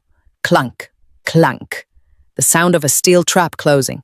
But he didn't realize he wasn't locking away a treasure. He was locking away a time bomb. "Go to bed," he said, turning his back on me to pour another drink. "I have an early start. The bulldozers arrive at 7. I walked up the stairs, my legs feeling light, almost floating. I went into the guest room, locked the door, and sat on the edge of the bed in the dark. A smile, real and terrifying, finally broke across my face. Jason was a developer. He built things. He understood concrete, steel, and zoning permits, but he didn't understand the one thing I excelled at: paperwork. He was so arrogant, so convinced of his own brilliance, that he had skipped the most basic step in real estate law. He hadn't run a title search. He assumed that because I was the only child living in town, and because my name was on the deed alongside my parents for estate planning purposes, that I had the power to pledge the house. He assumed the title was static. He thought real estate was a stone that sat still until he moved it. But he was wrong. 6 months ago, when Jason first started making jokes about my parents' equity, I had felt a shiver of unease. I hadn't ignored it. I had acted on it. I had gone to my younger brother Ryan, who lived 3 states away. Ryan was a teacher, quiet and unassuming, the exact opposite of Jason. I had explained my fears. I told him Jason was getting reckless. We had gone to a lawyer, a quiet family friend. We had drafted a quitclaim deed. On that deed, I, Sarah Miller, had voluntarily removed myself from the title of 42 Maple Drive and transferred my entire interest in the property to Ryan. My parents had signed off on it, thinking it was just a way to balance the inheritance early. I had filed that deed with the county clerk 4 months ago. It was public record. It was sitting in the archives right now, stamped, sealed, and digitized. Legally, I owned 0% of my parents' house. My signature on that mortgage document downstairs was worth less than the toilet paper in the bathroom. I couldn't pledge a house I didn't own. The document was void ab initio, invalid from the start. But Jason didn't know that. Blackwood Capital didn't know that. On Tuesday, when Jason tried to activate the loan, the bank's underwriter would finally run the title check. They would see that Sarah Miller was not an owner. They would see that Jason had submitted a fraudulent collateral agreement. They would see that he had tried to mortgage a property that belonged to a man named Ryan who lived in Ohio. The loan would be denied instantly, and since he had already spent the cash deposit, the default clause I had read on his computer would kick in. He thought he had just secured a lifeline. In reality, he had just handed me the shovel to dig his grave. I lay back on the pillow staring at the ceiling. I could hear him downstairs humming to himself. He was celebrating. He was probably texting Vanessa telling her the wife had capitulated, that the money was safe. Let him celebrate. Let him have his champagne. Because tomorrow morning he was going to wake up in a world where he owned nothing. Not the island, not the money, and certainly not his wife. I closed my eyes and fell into a deep, peaceful sleep, dreaming of bulldozers sinking into the mud. Monday morning arrived with a violence that shattered the ancient peace of Wonder Lake. The sun had barely crested the granite peaks of the Cascade Mountains when the convoy of heavy machinery began its slow, grinding march down the narrow access road. The sound was a low, guttural vibration that could be felt in the teeth before it was heard with the ears. Dump trucks, bulldozers, and massive yellow excavators with tracks the size of tanks rolled past the sleepy fir trees, belching black diesel smoke into the pristine mountain air.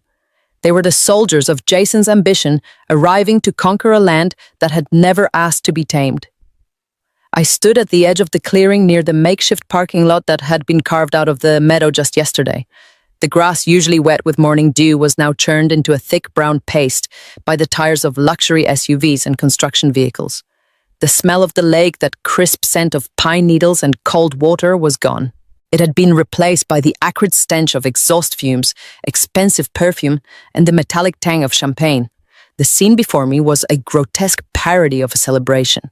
A massive white tent had been erected right on the shoreline, its peaks mimicking the mountains in the distance. A red carpet, absurd and out of place in the wilderness, ran from the parking lot to a raised wooden stage that had been built overnight. Banners snapped in the wind, displaying the artist's rendering of the Wonder Resort. The images showed glass towers, infinity pools, and manicured lawns where the forest now stood. They showed a sanitized, profitable version of nature, stripped of its soul and sold by the square foot. The guests were arriving in droves. These were not the locals. These were the investors from the city men in Italian suits who stepped gingerly over the mud checking their Rolexes.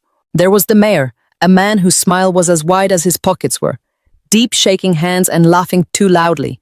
There were members of the press, their cameras poised to capture the moment Jason Miller changed the face of the county forever. And there was Jason. He stood at the base of the stage surrounded by his inner circle. He looked like a god. He was wearing a bespoke charcoal suit that fit him perfectly, a white shirt that gleamed in the sunlight, and a tie the color of money. His hair was perfectly coiffed, not a strand out of place despite the lake breeze. He was radiant with triumph. He was shaking hands, clapping shoulders, and radiating the kind of charisma that made people want to believe his lies. Vanessa stood beside him, playing the part of the dutiful first lady of the project. She was wearing a white dress today, a calculated choice to suggest purity and new beginnings. She held a pair of golden ceremonial scissors in her hand, twirling them idly as she laughed at something Mr. Henderson, the lead investor from Blackwood Capital, was saying. I watched them from the periphery. I was wearing my gray dress again, blending into the background like a shadow. To anyone who glanced my way, I was just a staff member, or perhaps a local spectator. Nobody looked at me long enough to see the fire in my eyes. Nobody noticed that my hand was clutching a leather folder so tightly my knuckles were white. Jason checked his watch. It was 9 o'clock. The sun had burned off the last of the mist. The lake sparkled in the background, indifferent to the men plotting to strangle it. It is time, I heard Jason say. He walked up the steps to the stage. The microphone gave a sharp squeal of feedback before settling into a hum. The crowd quieted down. The reporters raised their cameras. The drone that had been buzzing overhead like an angry hornet dropped lower to get the perfect cinematic shot. Jason gripped the podium. He looked out at the crowd, then passed them toward the island. Ladies and gentlemen, he began, his voice smooth and projecting confidence. Distinguished guests, Mr. Mayor, and my partners at Blackwood Capital, thank you for being here on this historic morning. He paused for effect, letting the silence build. For too long, Wonder Lake has been a sleeping beauty. It has been a hidden gem, locked away by neglect and lack of vision. For decades, this land behind me and the island you see out on the water has sat empty. It has been a wasteland of rotting timber and overgrown brush. It has been a place where potential goes to die. I felt a surge of nausea. He was talking about Margaret's home. He was talking about the ecosystem that had thrived here for a century. He called it a wasteland because it didn't generate revenue. But today, Jason continued, his voice rising, we changed that.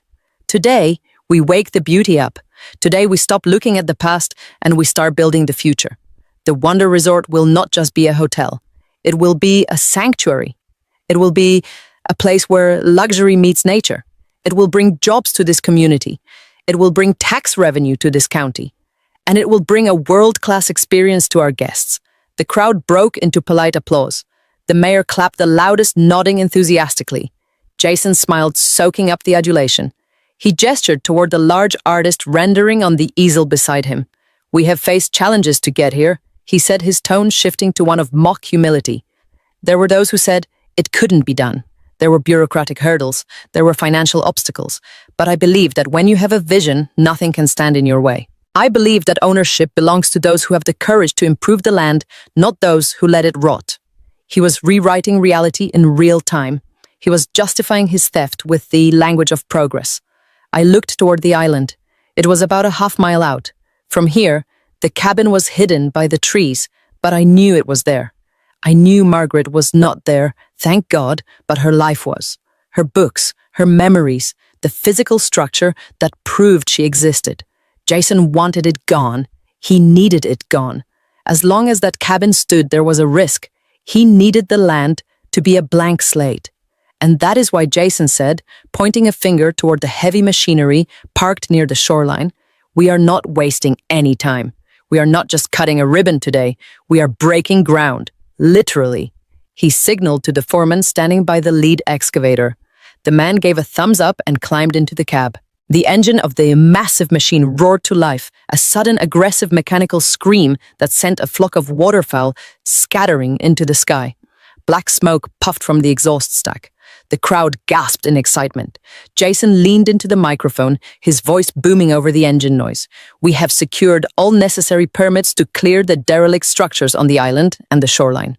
We have confirmed that these areas are uninhabited and abandoned. We are cleaning up the mess left by history so we can build something clean and new. Liar. The word echoed in my head loud and clear. He hadn't confirmed anything. He had forged the confirmation. He had fabricated the abandonment. The excavator on the shore began to move. Its metal tracks chewed up the earth as it turned toward the barge that was waiting to ferry it to the island. Another bulldozer, already positioned on the barge, rumbled to life. Jason raised his hand, pointing like a general commanding an airstrike. Tear it down, he shouted. Let the new era begin. The crowd cheered. The press cameras flashed wildly. Vanessa clapped her hands, laughing with delight. I watched the arm of the excavator rise. The hydraulic piston hissed.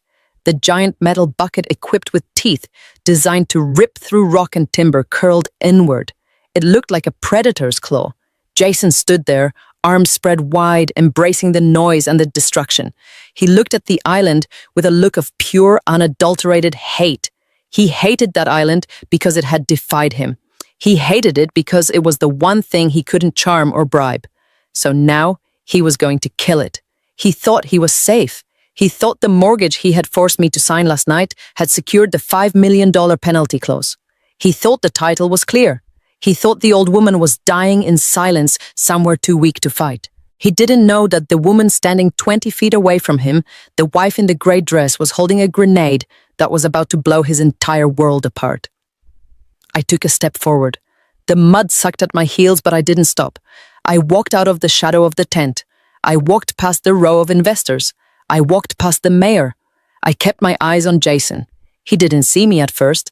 He was too busy posing for a photo with Henderson. But then, as I approached the stairs of the stage, his gaze flickered. He saw me. His smile faltered for a fraction of a second, then returned tight and strained. He probably thought I was coming to congratulate him. He probably thought I was coming to stand by his side like a good little prop. He leaned down to whisper to Vanessa, likely telling her to make room for the pathetic wife. But I didn't stop at the bottom of the stairs. I climbed them. 1 step, 2 steps, 3 steps. The wood of the stage sounded hollow under my feet. The vibration of the excavators rattled through the planks. I reached the podium. Jason turned to me, his eyes warning me to behave. "Sarah," he hissed through his teeth, keeping his smile fixed for the cameras. "What are you doing? Go back down. Not now." I didn't look at him. I looked at the crowd. I looked at the investors who had unknowingly funded a crime. I looked at the reporters who were about to get the story of the decade. Then I reached out and took the microphone from his hand. He was so shocked he didn't even resist. He just stood there, his mouth slightly open, his hand freezing in midair. The feedback squealed again, silencing the cheering crowd. The excavator operator, confused by the interruption, idled the engine, but didn't turn it off. The sudden drop in noise was jarring. All eyes turned to me, hundreds of them. I looked at the camera lens of the local news station. I saw the red light blinking. We were live. I took a deep breath. The air smelled of diesel and expensive cologne, but underneath it, I could still smell the lake. Jason took a step toward me, his hand reaching for my arm. "Sarah, give me that. You're embarrassing yourself." I turned to him. I looked him dead in the eye. And for the first time in 5 years, I didn't flinch.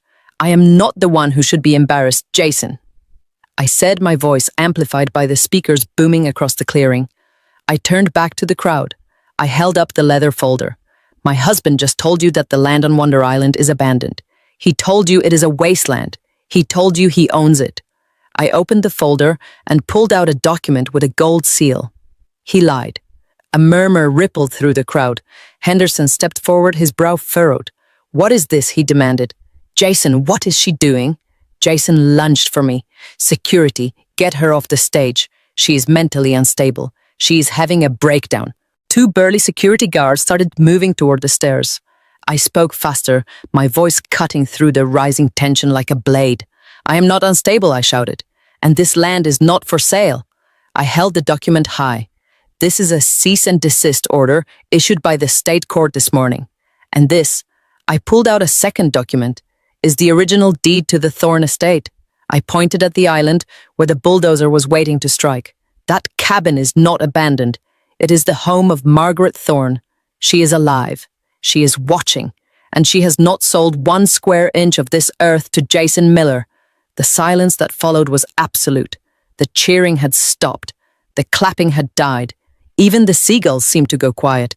Jason froze, his face drained of color, turning a sickly shade of gray.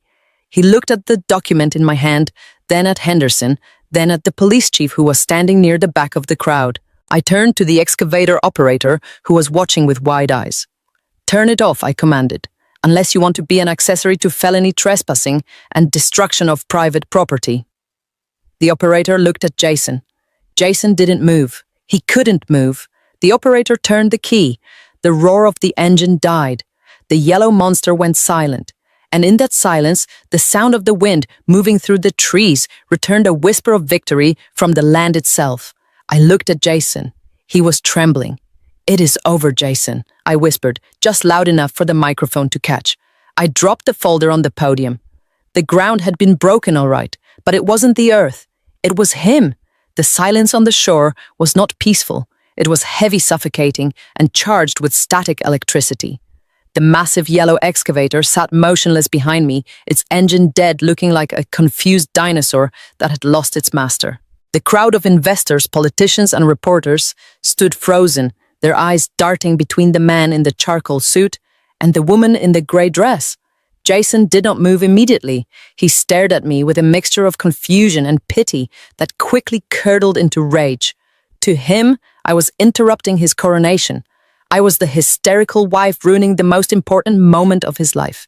He stepped closer to me, invading my personal space, blocking me from the view of the cameras with his broad shoulders.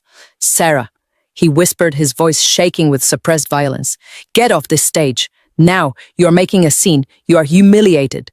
I didn't step back. I didn't lower the microphone. I looked at him, and for the first time I saw the sweat beading on his forehead. I saw the tremor in his hands. "I am not the one who is humiliated, Jason," I said, my voice calm and amplified over the speakers. "I am just the messenger," he snapped. He turned to the side of the stage, where 2 large men in black security uniforms were waiting. Get her out of here, Jason shouted, abandoning his calm facade. My wife is having a mental breakdown. She's a danger to herself. Remove her immediately. The guards stepped onto the wooden planks. The crowd murmured. I saw Vanessa in the front row clutching her pearls, shaking her head with fake sympathy. They all bought it. They all believed the narrative that I was the crazy one. I raised the microphone again. If you touch me, I said to the guards, my voice hard as granite, you will be assaulting the legal owner of this property, and I will press charges. The guards hesitated. They looked at Jason. She is crazy, Jason screamed, his face turning red. She doesn't own anything. She's a librarian. Drag her off. One of the guards reached for my arm. Suddenly, a siren wailed. It wasn't a distant siren. It was right there in the parking lot. A police cruiser that had been parked quietly in the back suddenly flashed its lights, blue and red strobes cutting through the morning sun. The crowd parted like the Red Sea. Walking through the mud was not just a police officer. It was Sheriff Davis, the elected head of law enforcement for our county. He was a man Jason had tried to bribe twice and failed. He walked with a heavy, purposeful stride, his hand resting on his belt. But he wasn't alone. Walking beside him was a man in a sharp grey suit carrying a thick briefcase. I recognized him immediately. It was Mr. Sterling, the most feared estate attorney in the state, a man who cost $600 an hour and 8 developers for breakfast. And between them, being pushed in a wheelchair by a young deputy, was the ghost, Margaret Thorne. She looked frail, wrapped in a thick wool blanket, an oxygen tube resting under her nose. But she was sitting upright. Her silver hair was brushed back. And her eyes, those icy blue eyes, were locked onto Jason Miller like a sniper scope. The crowd gasped. Whispers rippled through the tent. Who is that? Is that the old woman? I thought he said the land was empty. Jason froze. He looked at the procession coming toward the stage.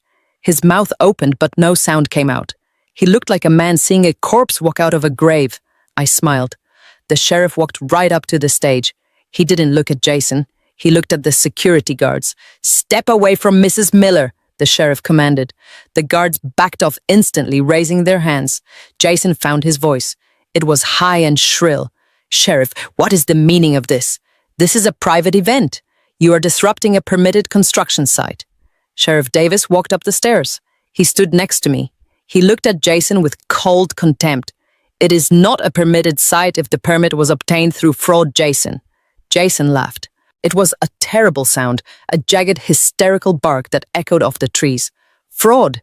You are listening to her. He pointed a shaking finger at me. She is delusional.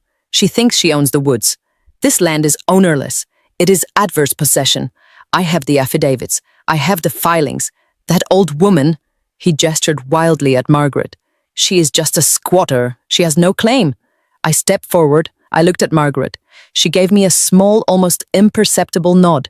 I turned back to Jason. She is not a squatter, Jason. She is Margaret Thorne, the granddaughter of Silas Thorne, the sole heir to the Thorne estate. And she has been living in that cabin, paying her taxes and maintaining this land every single day for the last 75 years. Jason sneered. So what? She is ancient. She doesn't have a deed. I checked the digital records. There is nothing in the system. That is because the Thorne deed predates the digital system, I said, my voice ringing out. It is recorded in the physical archives. Volume 4, page 200. The book you never bothered to open because you think history is boring. Mr. Sterling, the lawyer, stepped up. He opened his briefcase on the podium. He pulled out a stack of fresh, crisp documents. Mr. Miller, the lawyer said, his voice smooth and professional. My client, Miss Thorne, has been very busy over the last 48 hours. Jason stared at the papers. What is that? He whispered. This, the lawyer said, holding up the first document, is a living trust. It was executed last night, notarized, and filed with the county clerk at 8 a.m. this morning. It places all 50 acres of the Thorne estate, including the island and this shoreline, into a protective entity. Jason's eyes darted around. A trust? So what? I can buy the trust. I have money. You can't buy it, I interrupted, because it is not for sale. I took the microphone again. The entity is called the Wonder Lake Nature Conservancy. Its mission is the permanent preservation of this land as a wildlife sanctuary. No hotels, no marinas, no infinity pools. I looked at the investors in the front row. Mr. Henderson had turned pale. He was looking at his phone, likely checking the county records I had just mentioned. And I continued leaning in close to Jason. The trust has appointed a board of directors to manage the estate. Jason looked at me. He knew. In that moment, he finally knew. Who, he croaked. I smiled. Me. I let the word hang in the air. According to the power of attorney and the executive appointment signed by Miss Thorne last night, I, Sarah Miller, am the executive director of the Conservancy. I have full legal control over this property. Jason staggered back. He looked like he had been punched in the gut. You, he stammered. You are my wife. You can't do this. This is community property. Wrong again, Mr. Sterling said. The position is a fiduciary role. It is not an asset. And since you are currently under investigation for financial misconduct, Sarah's role is completely independent of your marital status. Jason looked at the crowd. He looked for an ally, but nobody was looking at him. They were looking at the ground or at their phones, distancing themselves from the sinking ship. You are lying, Jason screamed. He grabbed the podium, shaking it. This is a trick. I have a contract. I have $5 million from Blackwood Capital. I promised them the land. I looked at Mr. Henderson. Mr. Henderson, I said politely, I believe your contract with my husband has a clause regarding clean title. Henderson stood up. He was furious. He wasn't looking at me. He was looking at Jason. You guaranteed the title, Jason Henderson shouted. You said it was a done deal. It is a done deal, Jason pleaded. She is just making this up. Sheriff Davis stepped forward. He pulled a folded piece of paper from his pocket. This is not made up, son. He handed the paper to Jason. This is a temporary restraining order and a preliminary injunction issued by Judge Harrison 20 minutes ago. It orders the immediate cessation of all construction activity on the Thorne estate. It also bans you, Jason Miller, and any employee of Miller Development from setting foot on this property. Jason held the paper. His hands were shaking so hard the paper rattled. You are kicking me off, he whispered. I am not kicking you off, Jason, I said. I am evicting you. I pointed to the red line on the map displayed on the easel. You are standing on Conservancy land. You are trespassing. Jason looked at the paper, then at me. His eyes were wild desperate.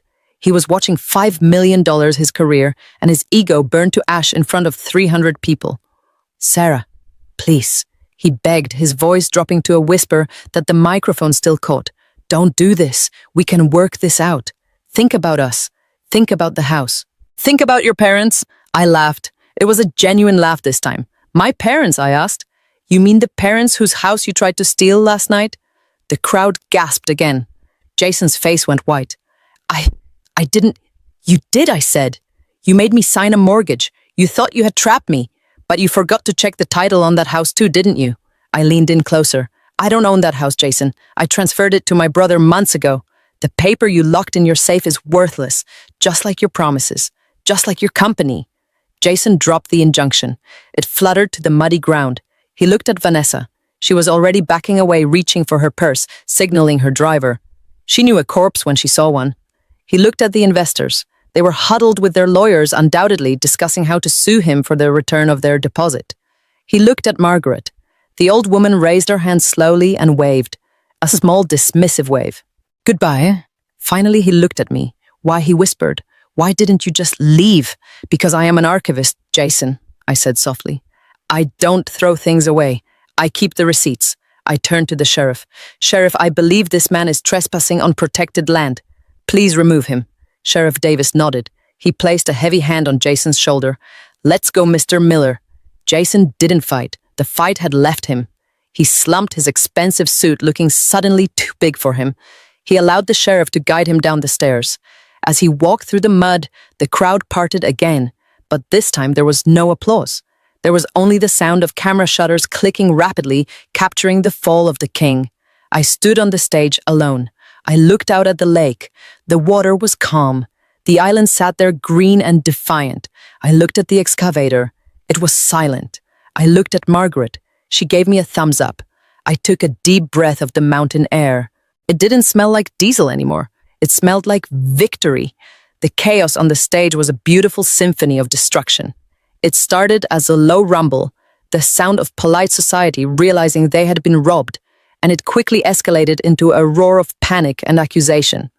The spell Jason had cast over the town was broken, shattered by the weight of the paper documents I had thrown onto the podium. Mr. Henderson was the first to snap. The distinguished investor from Blackwood Capital, who just minutes ago had been smiling for photos, lunged forward. He ignored the mud on his Italian loafers. He ignored the rolling cameras. He grabbed Jason by the lapels of his bespoke charcoal suit, bunching the expensive fabric in his fists. "Where is it?" Henderson screamed, spittle flying from his mouth. "Where is my $5 million, Jason?" Jason stumbled back, his hands raised in a pathetic gesture of surrender.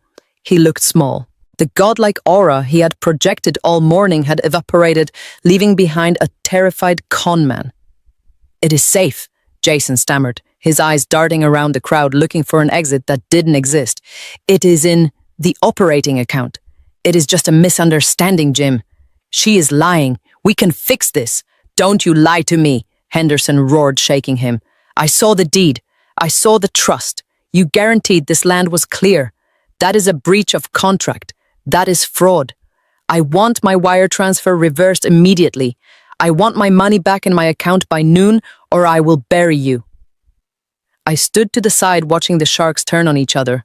I knew something Henderson didn't. The money wasn't in the account. I had seen the ledger last night on Jason's computer.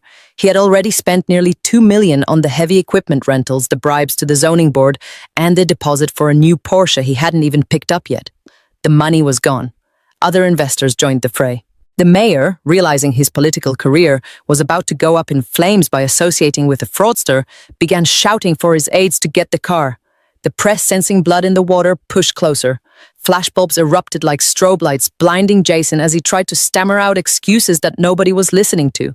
Then the sheriff moved. Sheriff Davis stepped between Henderson and Jason. He didn't do it to protect Jason. He did it to claim him. "That is enough," the sheriff boomed. His voice commanded instant silence. He turned to Jason. He reached for his belt and unclipped a pair of heavy steel handcuffs. The metal glinted in the sun, a stark contrast to the ceremonial golden scissors Vanessa had been holding moments ago. "Jason Miller," the sheriff said, his voice ringing out clearly for the cameras. "You are under arrest." Jason's knees buckled. "No," he whispered. "You can't. This is a civil matter. It is a contract dispute." "It is a criminal matter," the sheriff corrected him. "Based on the sworn affidavit provided by Ms. Margaret Thorne and the evidence secured by your wife, you are being charged with forgery in the first degree, grand larceny, wire fraud, and attempted theft of real property." Jason looked at me. His eyes were pleading. "Sarah, tell him. Tell him it was a mistake." I looked back at him, my face a mask of stone. "It wasn't a mistake, Jason. It was a business plan. And it failed." The sheriff grabbed Jason's wrist. He spun him around. He pulled Jason's arms behind his back. "Turn around," the sheriff ordered. Click. The sound of the first cuff locking onto his wrist was sharp and final. Click. The second cuff secured his fate. Jason Miller, the golden boy of real estate, the man who thought he owned the world, stood hunched over on the stage. He had built his hands bound behind his back like a common criminal. The crowd watched in stunned silence. Margaret Thorne, sitting in her wheelchair at the base of the stairs, nodded slowly. It was the nod of a judge delivering a verdict, but the show wasn't over yet. Out of the corner of my eye, I saw movement. While everyone was focused on the arrest, a figure in white was trying to slip away. Vanessa, the mistress, the director of external relations, the woman who had sneered at me in my own kitchen and told me to clean the champagne glass. She was inching toward the edge of the stage, clutching her designer purse, trying to make herself invisible. She wanted to disappear before the police started asking questions about her involvement. She wanted to run back to her car and pretend she had never met Jason Miller. I couldn't let that happen. I moved. I didn't run. I walked with purpose. I intercepted her path just as she reached the top of the stairs leading down to the muddy parking lot. "Going somewhere, Vanessa?" I asked loudly. She froze. She turned to me, her beautiful face twisted in a mask of panic and disdain. "Get out of my way, you pathetic little librarian," she hissed. "This has nothing to do with me. I am just an employee." "Oh, I think it has everything to do with you," I said, raising my voice so the nearby reporters could hear. "You're the one who coordinated the press. You're the one who helped him court the investors. And you are the one wearing a diamond bracelet bought with stolen funds." Vanessa's eyes widened. She looked at the sheriff, who was now handing Jason off to a deputy and turning his attention toward us. "I have to go!" she shrieked.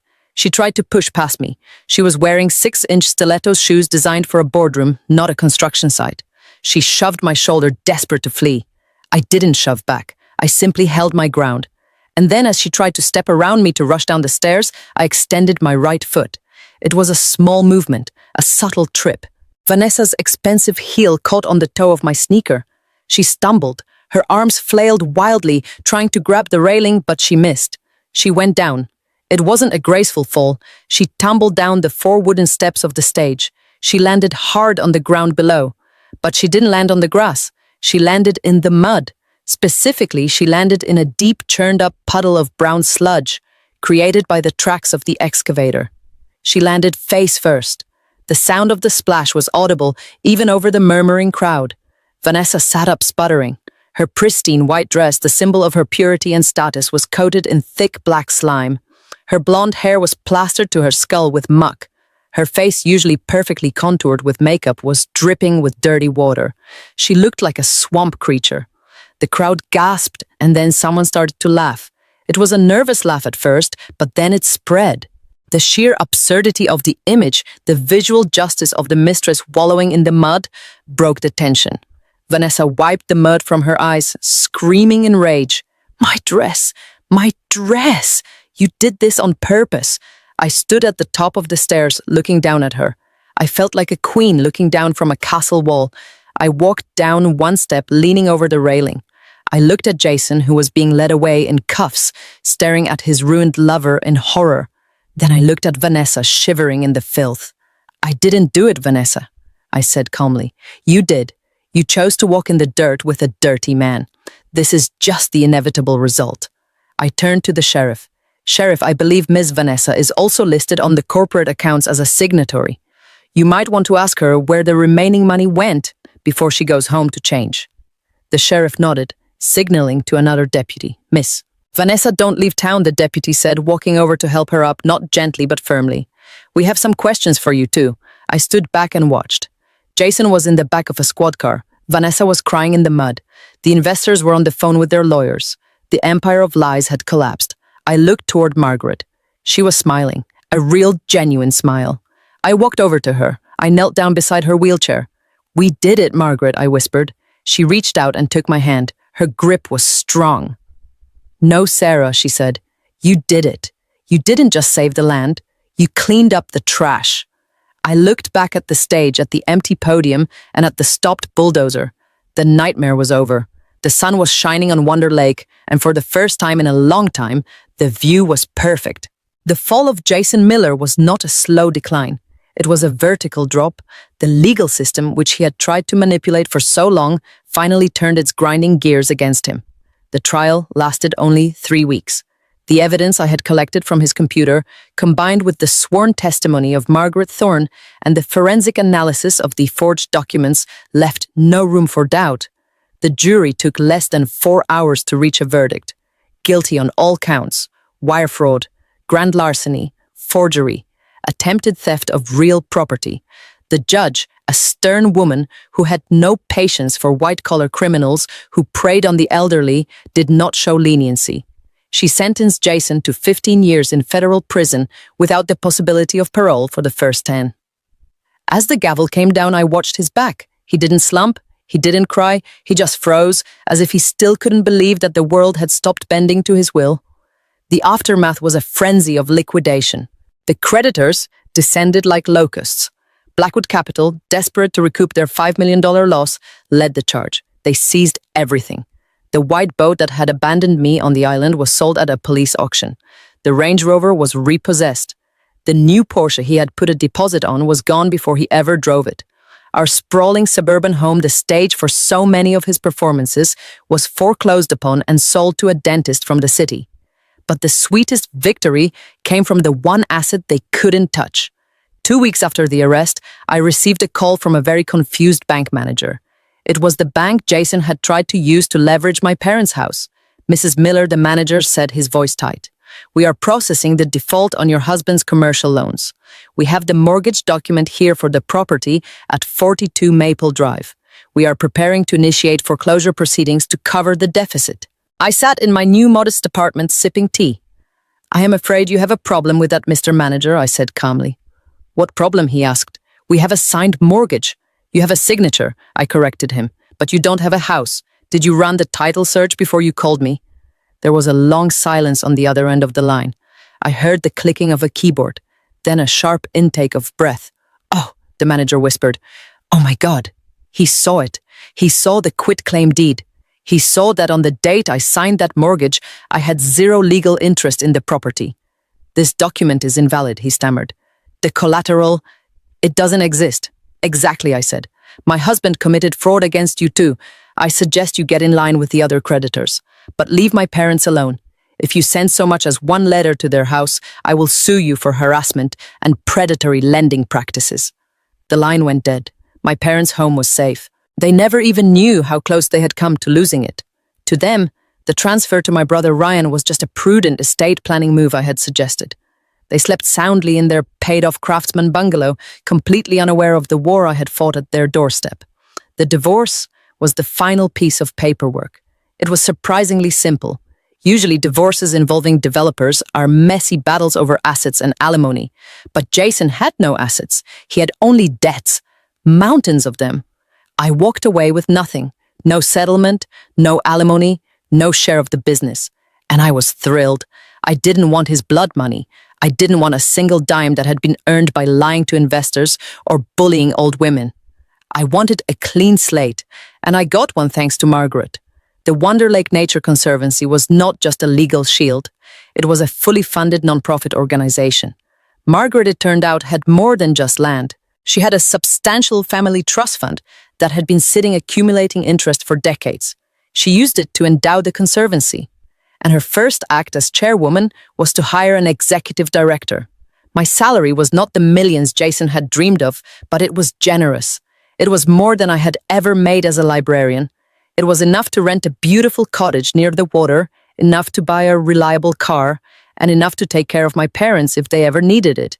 But more than the money, it was the work. Every morning I drove to the office, which we had set up in a renovated building in town. I spent my days coordinating wildlife surveys, managing trail maintenance crews, and organizing educational programs for local schools. I wasn't archiving dead history anymore. I was protecting living history. I often took the boat out to the island. Not a sleek white speedboat, but a sturdy work skiff. I would dock at the pier we had repaired. I would walk up the path to the cabin. Margaret didn't live there anymore. She stayed at Silver Creek Manor, where the nurses doted on her, and the heating was reliable. But we kept the cabin exactly as it was. We turned it into a small museum and a research station. One afternoon, 6 months after the trial, I stood on the porch of the cabin. The air was crisp and smelled of pine. The bulldozers were a distant memory. The scar on the shoreline, where Jason had started to dig, was healing, covered in new growth of ferns and wildflowers. I looked out at the lake. It was vast and blue and indifferent to human drama. Jason was sitting in a 6x8 cell, wearing a jumpsuit that matched the color of the gray sky he hated. He had lost his freedom, his reputation, and his ego. I stood on the land he had tried to steal, drawing a paycheck from the woman he had tried to kill, living a life he had tried to destroy. He had left me on this island to break me. He had left me here to cry and surrender. Instead, I had found my voice. I had found my purpose. And I had found the one thing Jason never had. Enough. I had enough. I was enough. I locked the cabin door, a solid, heavy click that echoed through the trees. I walked back to the boat, leaving the ghosts behind. The water was calm, and the future was wide open. The seasons changed quickly at Wonder Lake. 6 months ago, the wind howled like a wounded animal, tearing at the nylon walls of my tent and chilling me to the bone. Today, the breeze is soft, carrying the scent of wild lavender and blooming dogwood. The water, once a terrifying expanse of black glass, now sparkles under the gentle afternoon sun, reflecting the deep green of the ancient pines that line the shore. I sat on the porch of the cabin, the wood warm beneath my feet. It was the same porch where I had first met Margaret, dripping wet and terrified, staring down the barrel of her shotgun. but the cabin looked different now. We had spent the last few months restoring it, not modernizing it. We stripped away the wrought, reinforced the beams, and polished the old oak floors until they glowed with the history of the Thorne family. We didn't turn it into a resort. We didn't add glass walls or infinity pools. We simply honored what it was. A home. Margaret sat in the wicker chair opposite me, her face turned toward the sun. The doctors had said she had 6 months to live. That was 7 months ago.